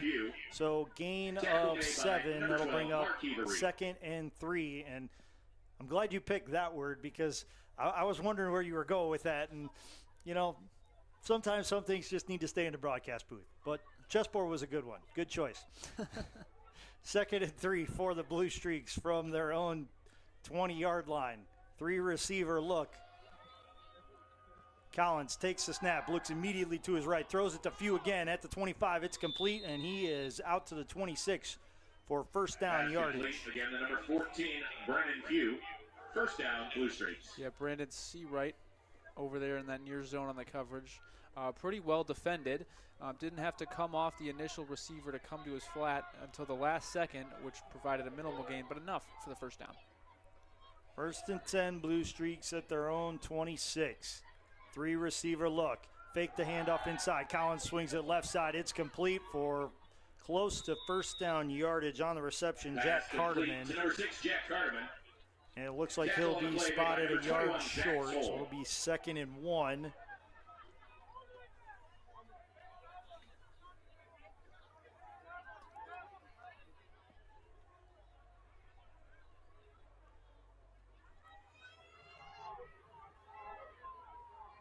Three receivers go to the left or the right side of the formation, I should say. Collins takes the snap, hands off to McVeigh, or Sullivan rather. He's got first down yardage past the 40 out to the 44-yard line. Gain of 9 on the play. And number 12, Marquis Vereen. First down, Blue Streaks. And this is where the Blue Streaks were most successful in the first half, when they took those 3 short passes out to start, and now they want to run the ball. Hand off to Sullivan. He'll try to bounce it left side. Gives a stiff arm to Seawright. Gets downfield, plows through Vereen. And Vereen will eventually bring him down, but not before Sullivan has a gain of close to 20 for first down yardage into Yellow Jacket territory down to the BW 38. 37. Yeah, Sullivan giving the Blue Streaks a nice spark right now. Some tough running there. First down, Blue Streaks. 3 receiver look with a wing on the right side, and it goes back to Sullivan again. He is met by R.J. Pegues at the 35-yard line, and he will get no further. Pegues had to change his jersey at halftime. His usual number 90 was torn, so he will be sporting the number 56 for the rest of the afternoon. Yeah, and Andrew Bortz and the equipment staff down there doing a nice job putting out all the fires that have arose during the game. Really essential to making this team run, and we do appreciate all those guys behind the scenes for their efforts. And Bortz, a recent graduate here at Baldwin Wallace, and was a varsity letterman on this football team. Carterman goes in motion right to left. He'll be out wide left. 2 receivers out wide right. It's Torok in the slot. Collins facing a bunch of pressure. He'll take it himself. Tries a stutter step, and he will be taken down by Lavasser, who is assisted on the play Tackle made by number 21, Zach Soul, and number 32, Mason Lavasser. Stewart. First down, Blue Streaks. And it'll be a first down, Blue Streaks at the Yellow Jacket 27. The second time we've seen Collins scramble today. Does a nice job to pick up the first down. Lavasser had to run around the referee, which made the gain a little bit longer than it might have been. Collins sends a man in motion. That's Torok left to right.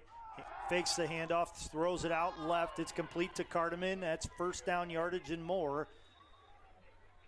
Or is he going to be marked short? Looks like he'll be marked 1 yard short of the first down. So these quick RPOs, clearly a priority for the Blue Streak offense coming out. Obviously, they've seen a little bit of a cushion given by the defensive back, so they're good to throw it out there and pick up yards. And they get 9 off a quick little completion out to the flat there on the RPO. So nice play design, and we'll see how the BW defense adjusts. A wing on the right side for the Blue Streaks. 2 receivers out left. One goes in motion. That's Few. Fakes a handoff to Sullivan. Collins throwing it on the wheel route into the end zone, and he overshoots Durazio. It would have been 6 if he got a chance to haul it in. But the ball sailed high and out of bounds. And it's hard to overthrow a 6'3", 220-pound tight end, but Collins had a little bit of pressure coming at him and had to hurry his throw.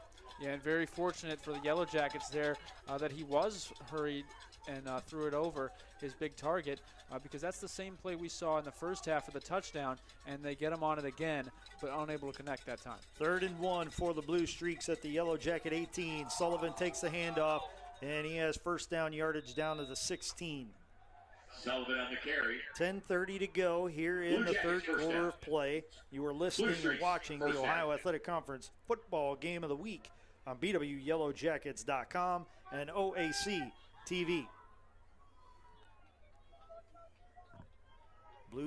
Blue Streaks, I should say, looking to build on a 10-7 lead over the Baldwin Wallace Yellow Jackets, and they are deep in BW territory at the 16-yard line. It'll be a 2-receiver look. Cartman goes out widest right. Now he'll go in motion into the slot.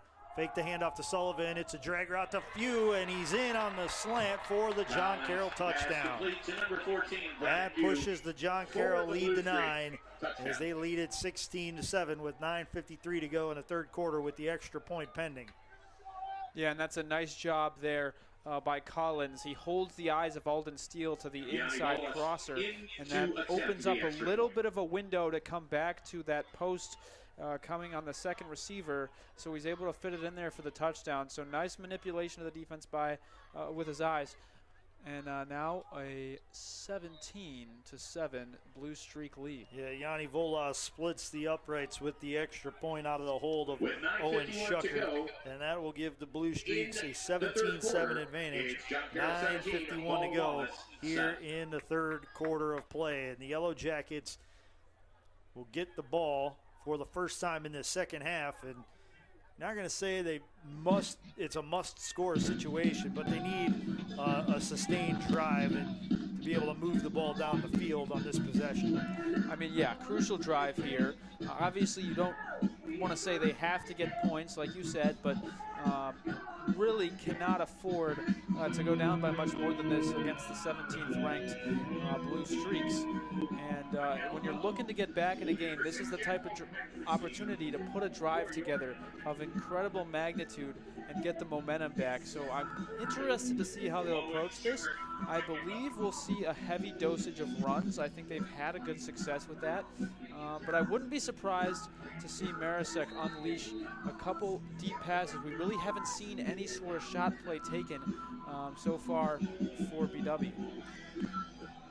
No, we have not, and that's actually how they got 2 scores last week against the Wilmington Quakers. We'll see if they can set up John Carroll with the run and then handle their business through the air. Shuckert's kick is played by Love inside the 5. He's out to the 15 to the 20, trying to spin, and he will get no further as he is swarmed by a couple Blue Streaks.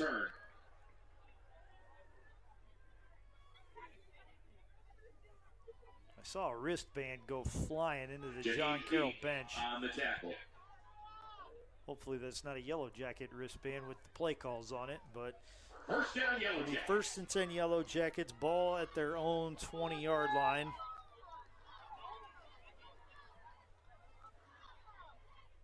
Marisek will have Stokes out wide left in one-on-one coverage. Elijah Arnett goes out wide right. It looks like Mikel Love will be in the slot on the right side with Schrock as the wing on the left side. Love in motion, fakes the handoff. It goes to Victor Ford Jr. He gets to the 20, looking for a block from Love. He gets it out to the 30, to the 35, out to the 40, and the Yellow Jackets asking for 15 extra yards, and that was really close to getting it, as it looked like Lamar Thomas might have gotten there a little late. Yeah, nice run there by Ford. Initially met in the backfield, able to shake off a defender, and then use that speed to get to the outside. He's the more explosive of the two for sure between him and Lindberger, and a nice run to start the drive. That's what we thought, and now we'll see what they decide to do with the new set of downs. Marisek rolling out to his right, looking to throw it, and he'll throw it away into the John Carroll bench. Gain of 25 on the carry for Victor Ford Jr. on the previous play before the Marisek incompletion, which will bring up 2nd and 10 from the BW 45-yard line. Mikel Love will go from right to left in the formation. He'll join Stokes on the left side. Arnett one-on-one out top on the right side. Victor Ford Jr. in the backfield. He'll get the ball. Looking to get to the 50. He gets to the 50, tries to step over a tackle. Should get to the John Carroll 48-yard line. Call it a gain of 7. And that'll bring up 3rd and 3 for the Yellow Jackets. So the same play call we saw on the first play of this drive, where they'll pull that guard around to try to kick out, unable to get there, the middle stuffed, and then Ford able to use the speed to get to the outside and get a nice gain on what looked to be maybe a tackle for loss as he ran into some trouble in the backfield. Schrock a wing on the left side. Stokes out wide left. Love in the slot on the right side. Arnett out top. Fake the handoff inside to Ford. It'll be a pass out to Schrock, and he'll lose a yard. And I'll bring up 4th and 4 for the Yellow Jackets. To number 86, While they got a big gain on one of the plays, the Yellow Jackets all day offensively have struggled to find consistency in hitting play after play after play. Seems like once they get an incompletion, all the momentum just gets sucked right out of the offense, and they're playing behind themselves. 4th and 4 from the John Carroll 49. Evans on the punt. Conwell to snap it. It's a good snap. Evans with a nice high arching punt. Fielded at the 10 by Minson. It'll be fair caught at the 10 by the Blue Streaks.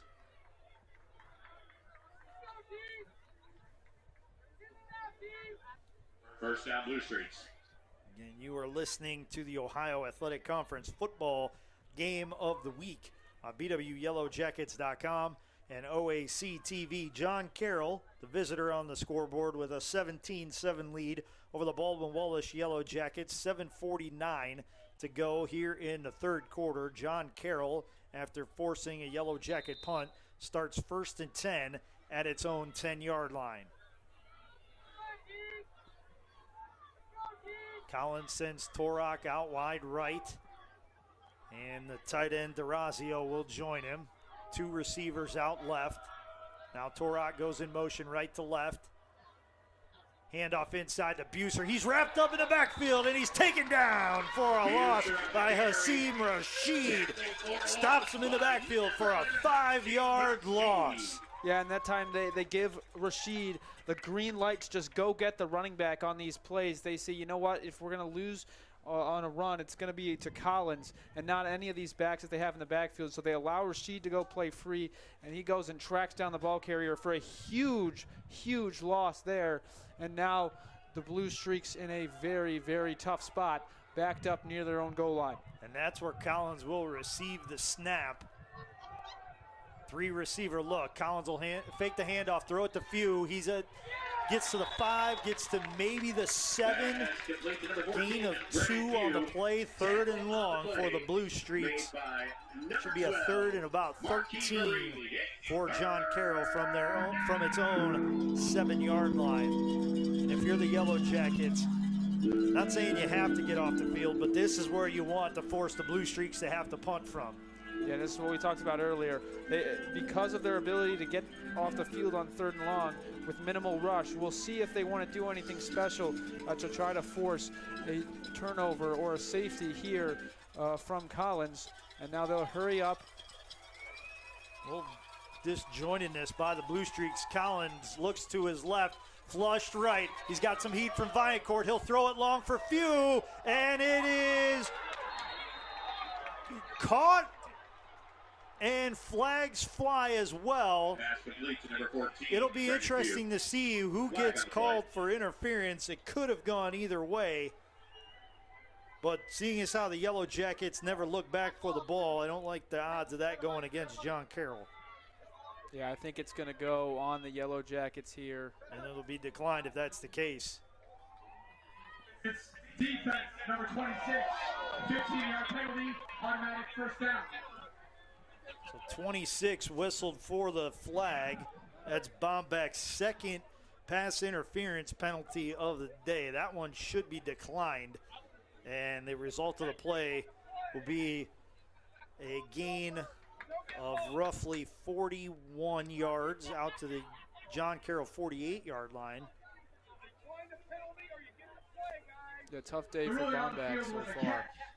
We have pass interference on the defense. That penalty is declined. First down. Actually, they'll give it 43 yards out to midfield. And if I'm Collins, I'm finding 26 in brown and gold as often as I can right now.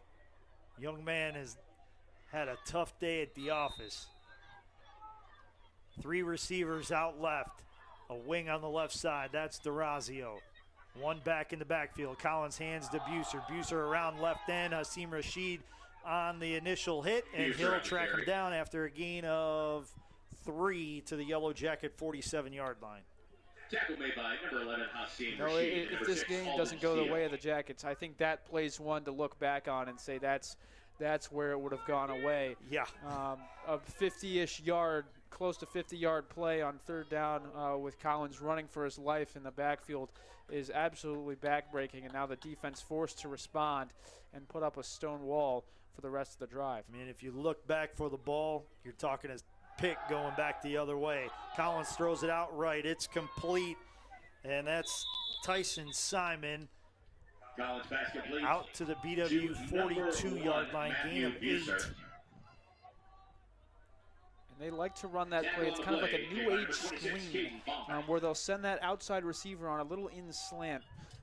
He'll take the cornerback, and then that running back will just do a little flare into the flat, and then now you've got essentially what is a blocker and the receiver that left on the slant, and then running back wide open. And they haven't shown it as much today, but they're certainly effective as they get about 6-7 yards. So 3rd and 2 for the Blue Streaks. Under 5 minutes to go in a fast-moving third quarter. Torok in motion, left to right. Hand off to Buser inside. He's cut down at the line of scrimmage, and he is marked short of the line to gain. Looks like it'll be a 4th and 1 for the Blue Streaks. And you wonder what they will do. And credit Mason Lavasser there with a great tackle. He's been playing well all game, stout in the run and pass defense, and he's led this Jacket defense here today. Bringing in the big package as Torok checks out. Number 86, Jake Lang, checks in. He'll be a wing on the right side.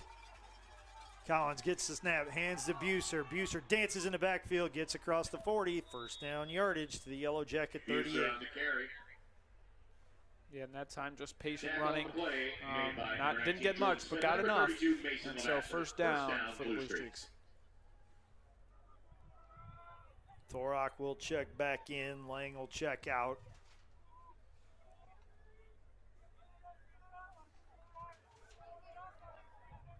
Torok will go right side with Few. Mintz out wide left by himself. Torok will be in the slot. Buser the back in the backfield. Fakes the handoff to Buser. Now throws it out to Mintz, and he is wrapped up at the BW 29. Called a gain of 9 on first down.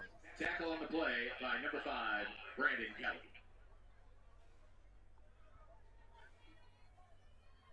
Yeah, so there on that little RPO screen, we saw a nice adjustment to it when the Blue Streaks were down back near their own 10-yard line and not much room, but they're a little bit more room given, and they're able to complete that for a nice gain.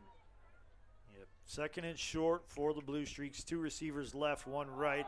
It's a razzle-dazzle play. They'll get it back to Collins on the double handoff. He'll throw it right side, and inexplicably, D'Orazio is tackled in the end zone when the ball was 15 yards away from him. Yeah, that's a tough play there. I think that's Marquis Vereen deep down the middle, and you're right, inexplicably, no real reason to tackle him. I know he's got the size advantage on you, but there just wasn't enough premise there to warrant what essentially was just a tackle. Well, the ball hadn't even arrived at the goal line yet. So that is an incredibly tough play. Really not much else to say. It was pretty obvious from the offset. And a trick play that was played very well up front by the Yellow Jackets ends in disaster. 15-yard interference penalty brings a 1st and 10 for the Blue Streaks at the Yellow Jacket 14-yard line. 2:45 left to go. John Carroll already up by 10, and they're knocking on the door of building that lead out. Collins will have 2 receivers outright. Buser in the backfield, a tight end on the right side. Handoff goes to Buser, and he gets back to the line of scrimmage. Buser on the carry. And not much more. So it looks like he will be tackled at the 14-yard line. And number 35, Dom Tromba. Dom Tromba and Hasim Rashid in on the stop for the Yellow Jackets. And we have a Yellow Jacket who is down and needing some attention from the medical staffs at John Carroll and BW. And credit the John Carroll trainer who was closer to the play. He hustled out to check on the downed Yellow Jacket. So good sportsmanship shown right there by the Blue Streaks.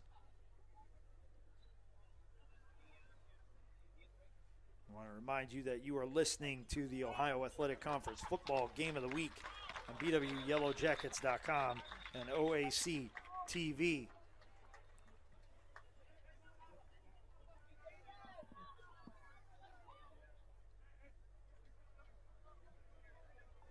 The injured Yellow Jacket was the man who was in on the stop, Hasim Rashid. He's able to walk off under his own power, trying to shake his right arm loose. 2nd and 10. Hopefully he just took a helmet on the elbow and is trying to get some feeling back in that arm. But we wish the young man well and hope to see him back on the field soon. 2 receiver look for John Carroll. They'll send Few in motion right to left. Collins fakes the handoff on a jet sweep. Now throws it behind Few, and flag down on the field. a flag flies down on the field near the line of scrimmage. Defense, number 83, 5-yard penalty. And we'll redo 2nd down because that foul was against the Yellow Jackets for offsides. So that's a free 5 yards, and it's been a lot of free yards given on this drive by the Yellow Jacket defense. Yeah, one of the keys to the game we talked about in the opening was the penalty yardage. A nice job in the first half, pretty clean game, but it is starting to pile up now, especially on the defensive side of the ball for the Jackets. So Collins will have a 2nd and 5 from the BW 9. He'll hand off to Buser. Buser breaks a tackle, breaks a second, and walks into the end zone for a Blue Streak touchdown. And Bombeck brought Buser down to the ground. One of the offensive linemen for the Blue Streaks ran into the end zone and put Bombeck on his back pocket. No flags fly as the officials let that one play out. You know, not going to fault them for keeping the flag in the pocket on that one. No, you certainly don't want to see anything get out of hand, but it is an emotional game. The Gold Bowl Trophy on the line. Volas's extra point is off the right upright and no good. The Blue Streaks still in front, 23-7 with 1:52 to go here in the third quarter. And want to remind you that you are listening to the Ohio Athletic Conference football game of the week on BWYellowJackets.com and OAC TV. Today's Yellow Jacket football game is being brought to you by BSN Sports and Nike, the official apparel and uniform provider for Yellow Jacket Athletics. University Hospitals, Straczynski Sports Medicine Institute, the proud official healthcare provider for BW Athletics and its student athletes. And Dan Andrews and Olympic Forest Products, a global recycling company. Today's game is also being brought to you by the Oswald Company, risk and insurance leaders since 1893. Chuck Ratuno and OE Connection LLC, your global automotive technology provider. Medical Mutual of Ohio, the official healthcare provider of Baldwin Wallace University. Barron's Bus Lines, the official charter bus company of Yellow Jacket Athletics. Mike's Bar and Grill in downtown Berea, a great place before or after any Yellow Jacket event. And Antonio's Pizzeria of Middleburg Heights, the official pizza sponsor of Yellow Jacket Athletics. Owen Schuckert on to kick it away for the Blue Streaks. It'll be fielded by Love at the goal line. He fumbles it into the end zone. He's going to bring it out. Gets to the 5, gets to the 10, and is spun down at the 11-yard line. And the Yellow Jackets face a long field as they start this next drive, just their second possession of the second half. Yeah, probably don't want to bring that one out. Definitely would have rather saw that one just tucked in and taken a knee. But nonetheless, an important drive for the Yellow Jackets. Only down by 2 scores. That's the importance of that PAT miss by the Blue Streaks. So still a 2-score game. And so this drive will be critical to the Yellow Jackets' comeback effort. 3-receiver look. LeMayo goes in motion left to right. Handoff goes inside to Lindberger. He's out to the 15-yard line. Call it a gain of 3 as the line of scrimmage was at the 12. 2nd and 7 coming up for the Yellow Jackets. 95 seconds and counting left in this third quarter.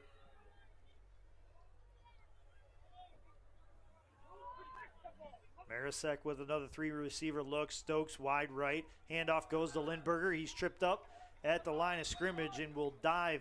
Actually, he was tripped up in the backfield and will dive to the line of scrimmage to the 15. 3rd and long for the Yellow Jackets.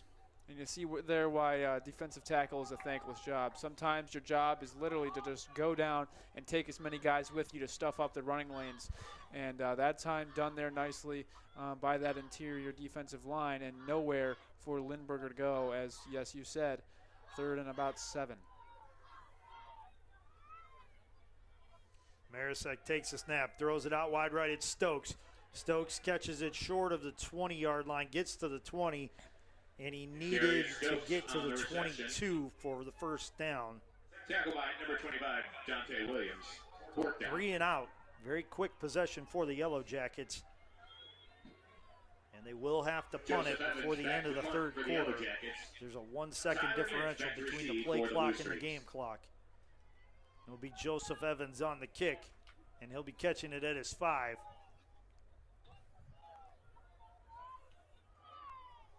Runs to his right a couple steps, puts the right foot into it. It's a high arching kick, fielded at the 45, and it's fair caught by Mintz. 7 seconds left for the Blue Streaks as a late flag flies. Flag down on the field. At the 43-yard line of the Blue Streaks.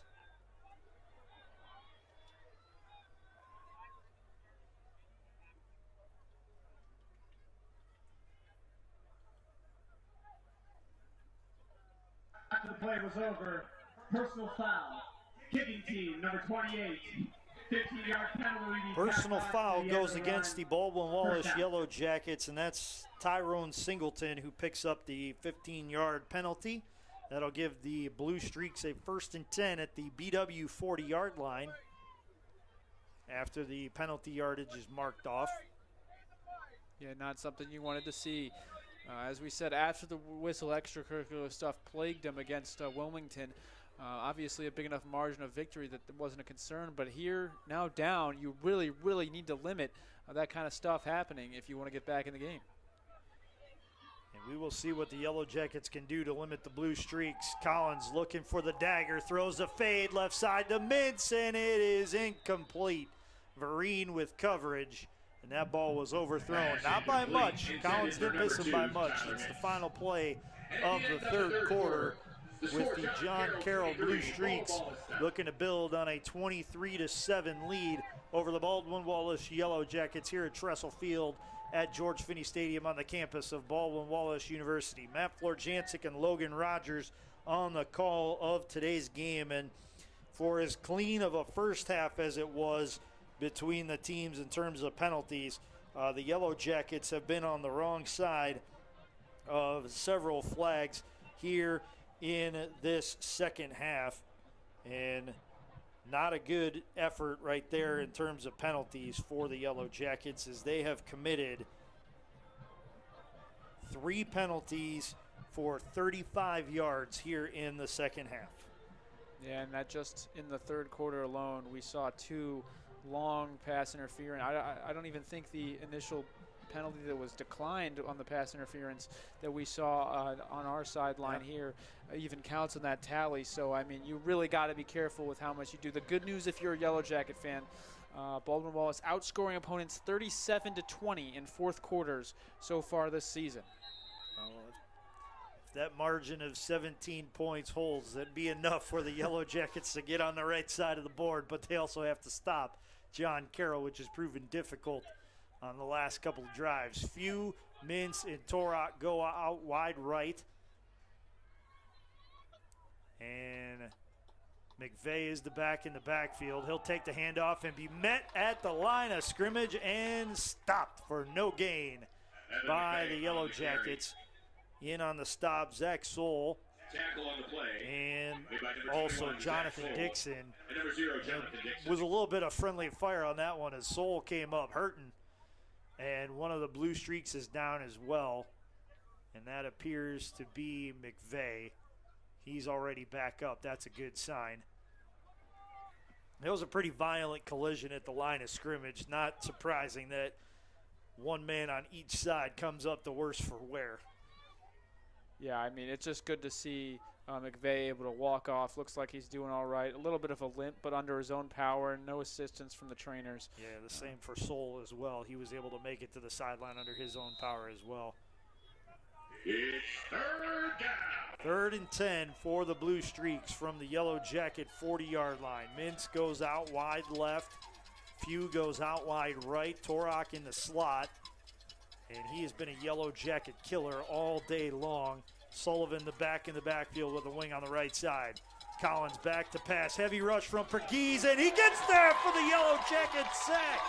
R.J. Pegues brings down Collins on the John Carroll side of the 50-yard line. Loss of 11 on the play, and it'll be 4th and 21 for the Yellow Jacket defense to face against the Blue Streaks. And what a rush by Pegues there. Looked like he was shot out of a cannon. Great move to shed the offensive lineman and get back there within maybe a second of Collins receiving the snap. Pegues has played an integral part in the run stop all day, and now he finally gets the sack. We've seen him back there numerous times, so I'm sure that feels good. And that is a huge stop for the Baldwin Wallace defense as they will get the ball back. Volas with the punt. It's a good one.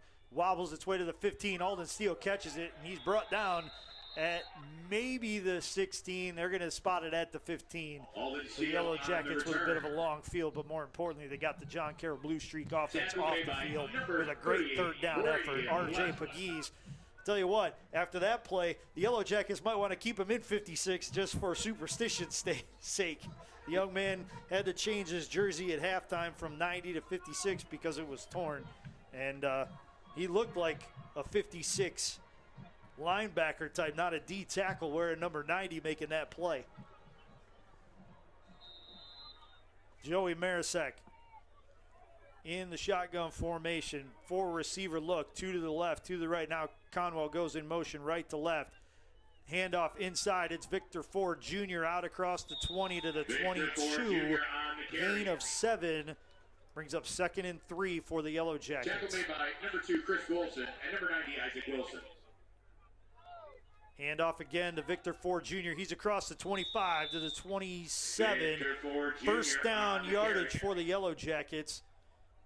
As we will unstack some bodies at the line of scrimmage. It's George Newcomb getting up late after a collision with one of the Blue Streaks, but he hustles back to his left guard spot.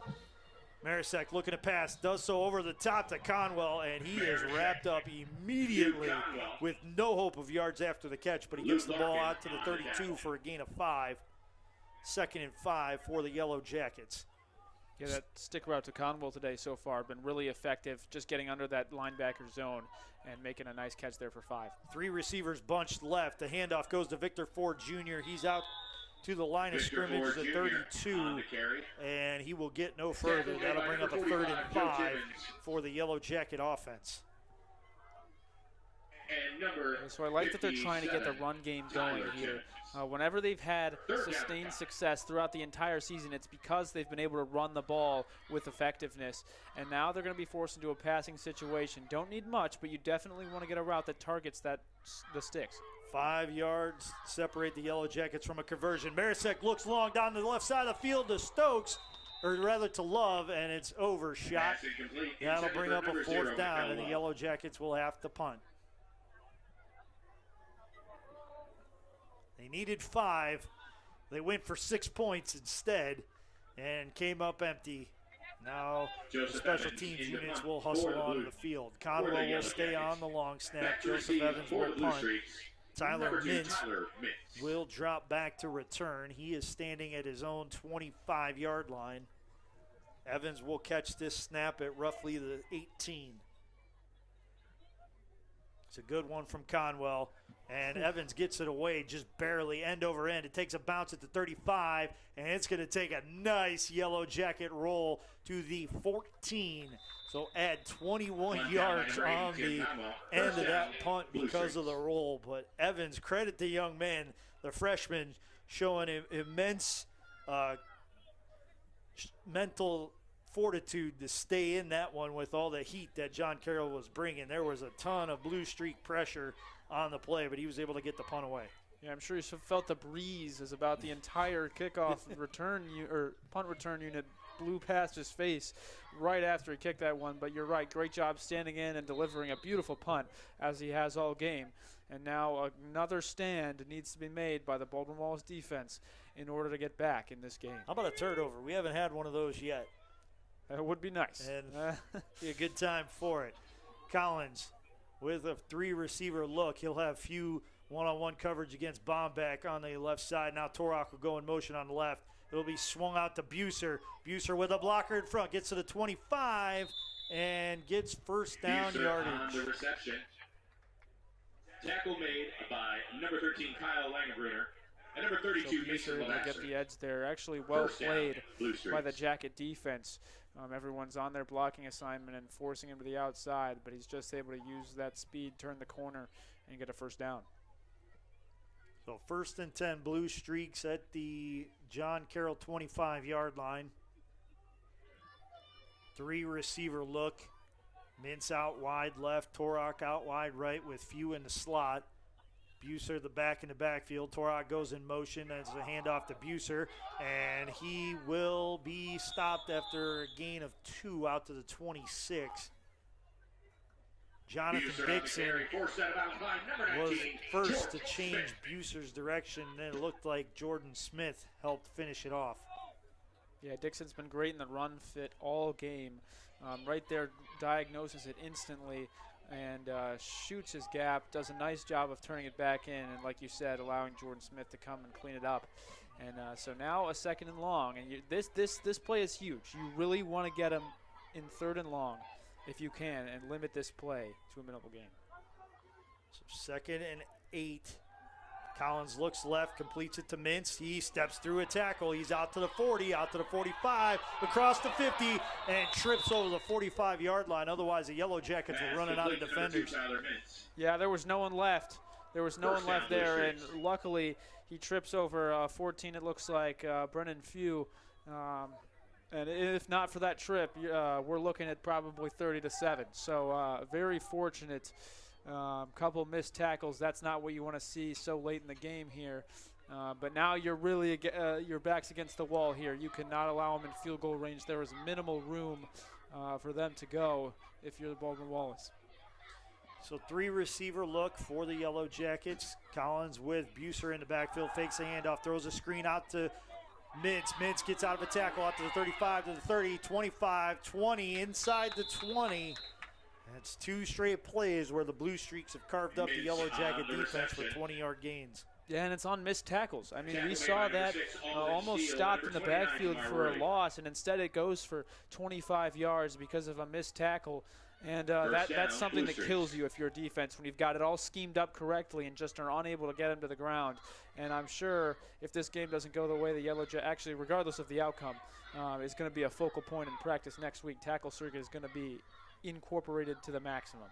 Collins hands off to Buser. Buser over the 20 down to the 15, and he'll be stopped there after a gain of 4. They'll bring up 2nd and 6 for the Yellow Jackets, and we'll be under 9 minutes left in the 4th quarter when the Blue Streaks next snap the ball. Pegues checks back in for the Yellow Jackets. He'll relieve Bryce Sanders. And John Carroll in no hurry to get to the line of scrimmage, letting 25 seconds roll off the play clock before they get to the line. Fakes a handoff to Buser. Collins swings it out to Few to the 10. Spins, gets to the 5, dives forward, and will get no further than the 5. Puts another first down for the Blue Streaks. It'll be 1st and goal. John Carroll at the Yellow Jacket 5.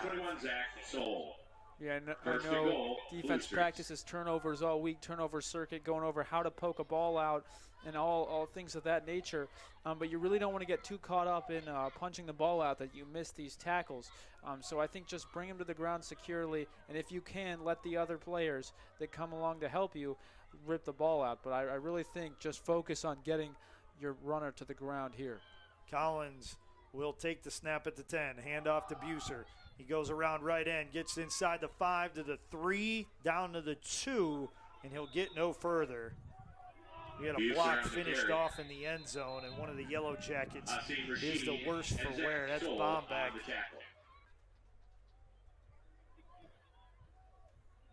And he's in some discomfort. Tried to get up and say he was okay, but the official said, no, you're heading to the sideline. Looks like something's bothering his left arm.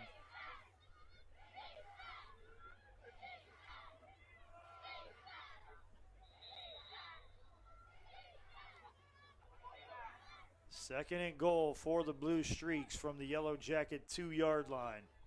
And that clock continues to run, under 7 minutes and 40 seconds now. John Carroll with 24 seconds left on the play clock. They're going to use as much of that as they can.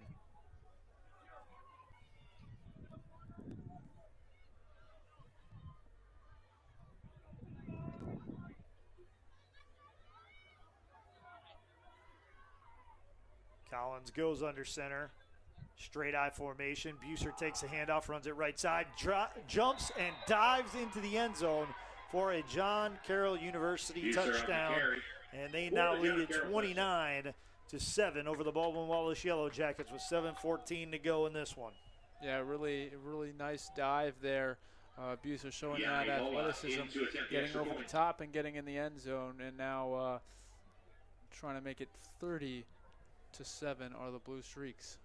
Yanni Volas will come on to attempt the extra point. The snap is back, the ball is down, the kick is up, and the kick is good. And the John Carroll University Blue Streaks now lead it by 23 points, 30-7. It's John Carroll 30, Baldwin Wallace 7. While we have this break in the action, want to remind you that today's Yellow Jacket football game is being brought to you by BSN Sports and Nike, the official apparel and uniform provider for Yellow Jacket Athletics. University Hospitals, Straczynski Sports Medicine Institute, the proud official healthcare provider for BW Athletics and its student athletes, and Dan Andrews and Olympic Forest Products, a global recycling company.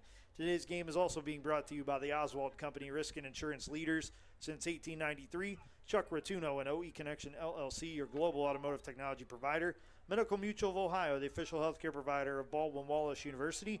Barron's Bus Lines, the official charter bus company of Yellow Jacket Athletics. Mike's Bar and Grill in downtown Berea, a great place before or after any Yellow Jacket event. and Antonio's Pizzeria of Middleburg Heights, the official pizza sponsor of Yellow Jacket Athletics. You are listening to the Ohio Athletic Conference Football Game of the Week on BWYellowJackets.com and OAC TV. Schuchert to kick off. Schuchert on to kick it off for the Blue Streaks. And he charges and puts the right foot into it. It'll be taken by Mikkel Love at the 3. He hustles up the near sideline to the 20.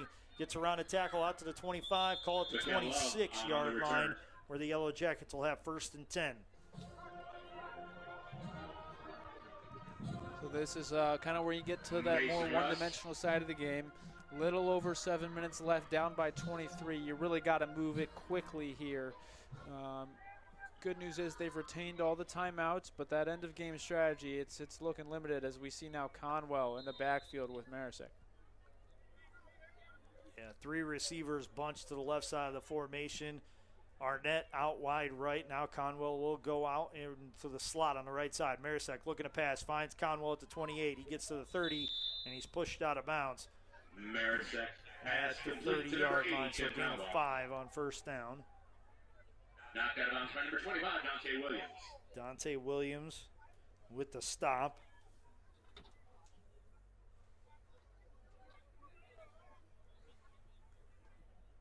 Marisek again, 5 receiver look, 3 left, 2 right. He'll throw it left this time. It's LeMayo, and he has 1st down yardage out to the 36-yard line. Complete to number 11, Vinny LeMayo. Yeah, so they're going to make the Blue Streaks are going to make the Yellow Jackets really kind of work for this drive. Nothing deep. They're just going to keep the zones a little soft and allow the bend, don't break mentality to take over here. 3 receivers to the right. Marisek looks left, and he is sacked in the backfield. He is dropped by Thomas Farron. And that's a huge loss back to the 22-yard line. So call it a loss of roughly 14 yards. So that backs the Yellow Jackets up in a 2nd and 24.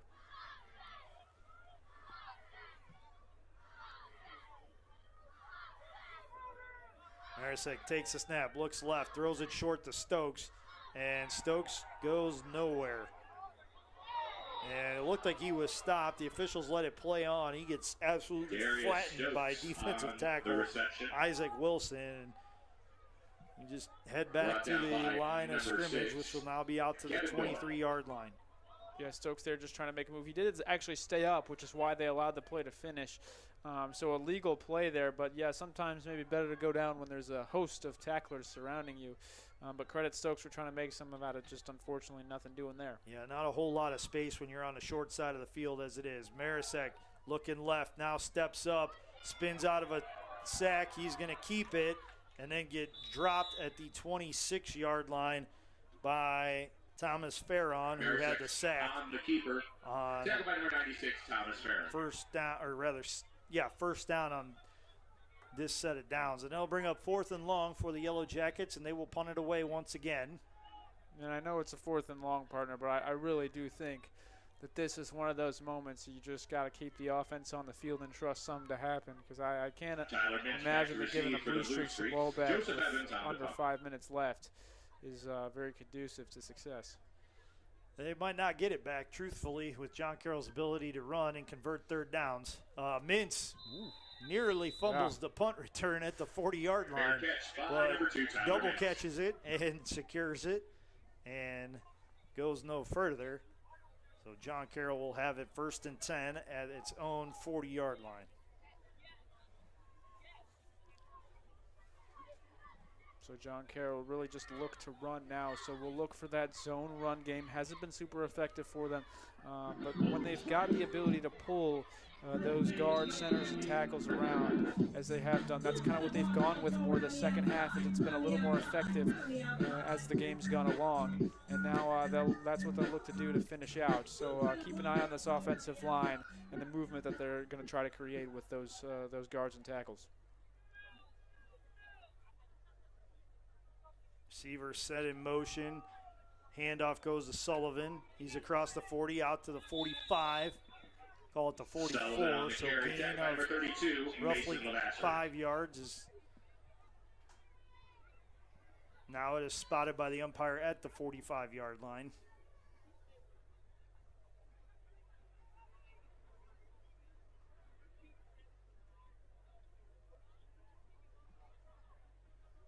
John Carroll content to let that clock just continue running.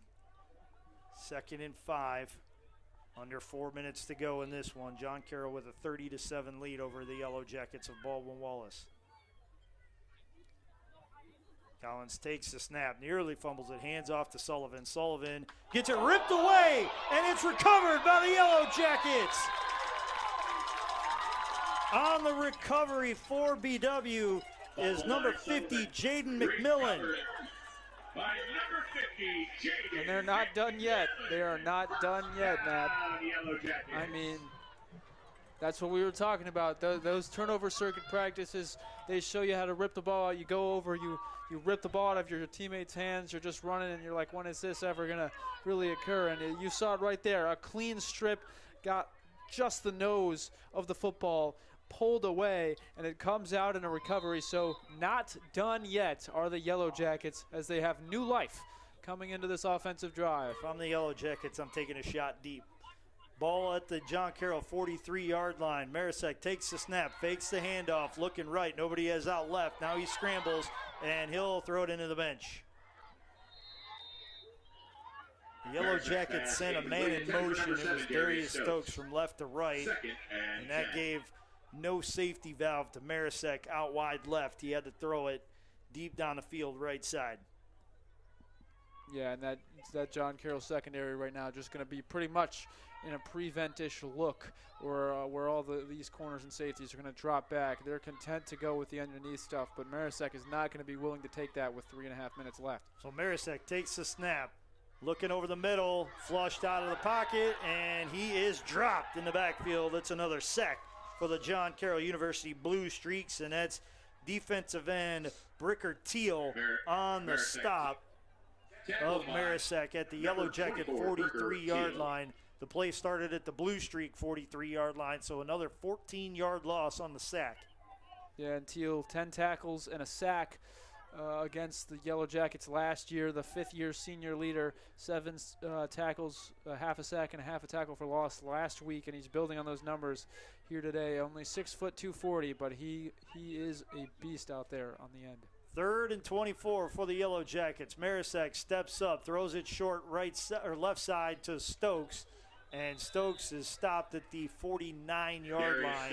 The Yellow Jacket 49, so gain of 6 brings up 4th and 18 for the Yellow Jackets as we are hitting the 2:30 mark of this 4th quarter.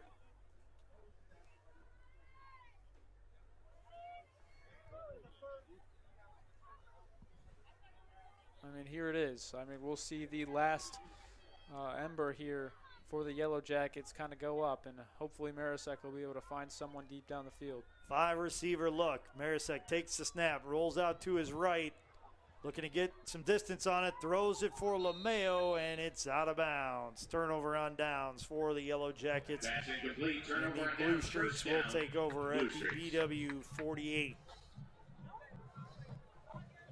So good job by the John Carroll Blue Streak defense to withstand the turnover and actually back the Yellow Jackets up with a sack. And again, not much going on for the Yellow Jacket offense to speak of today. Just 7 points and not a whole lot of success in continuing drives with 3rd down conversions. Collins comes on with Sullivan in the backfield. 2:05 left in the game. Collins hands off to Sullivan. He's across the 45 down to the 44-yard line. Well, one says the 44, one says the 43. Okay, who's splitting the difference on this one? Okay, we'll go on the 44-yard line. 2nd and 6 for the Blue Streaks at the Yellow Jacket 44. 1:46 and counting on a 4th quarter clock.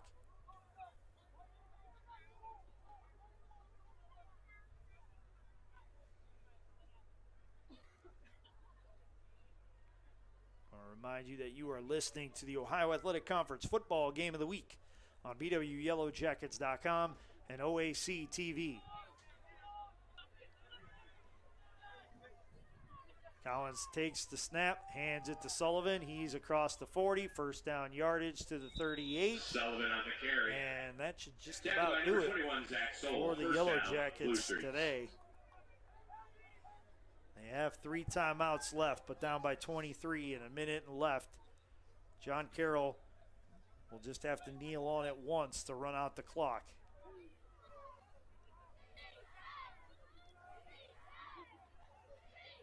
And I said we do it, so I'm going to go back here to this play we saw on the near sideline with Collins scrambling for his life at his own 10 and a 50-ish yard completion.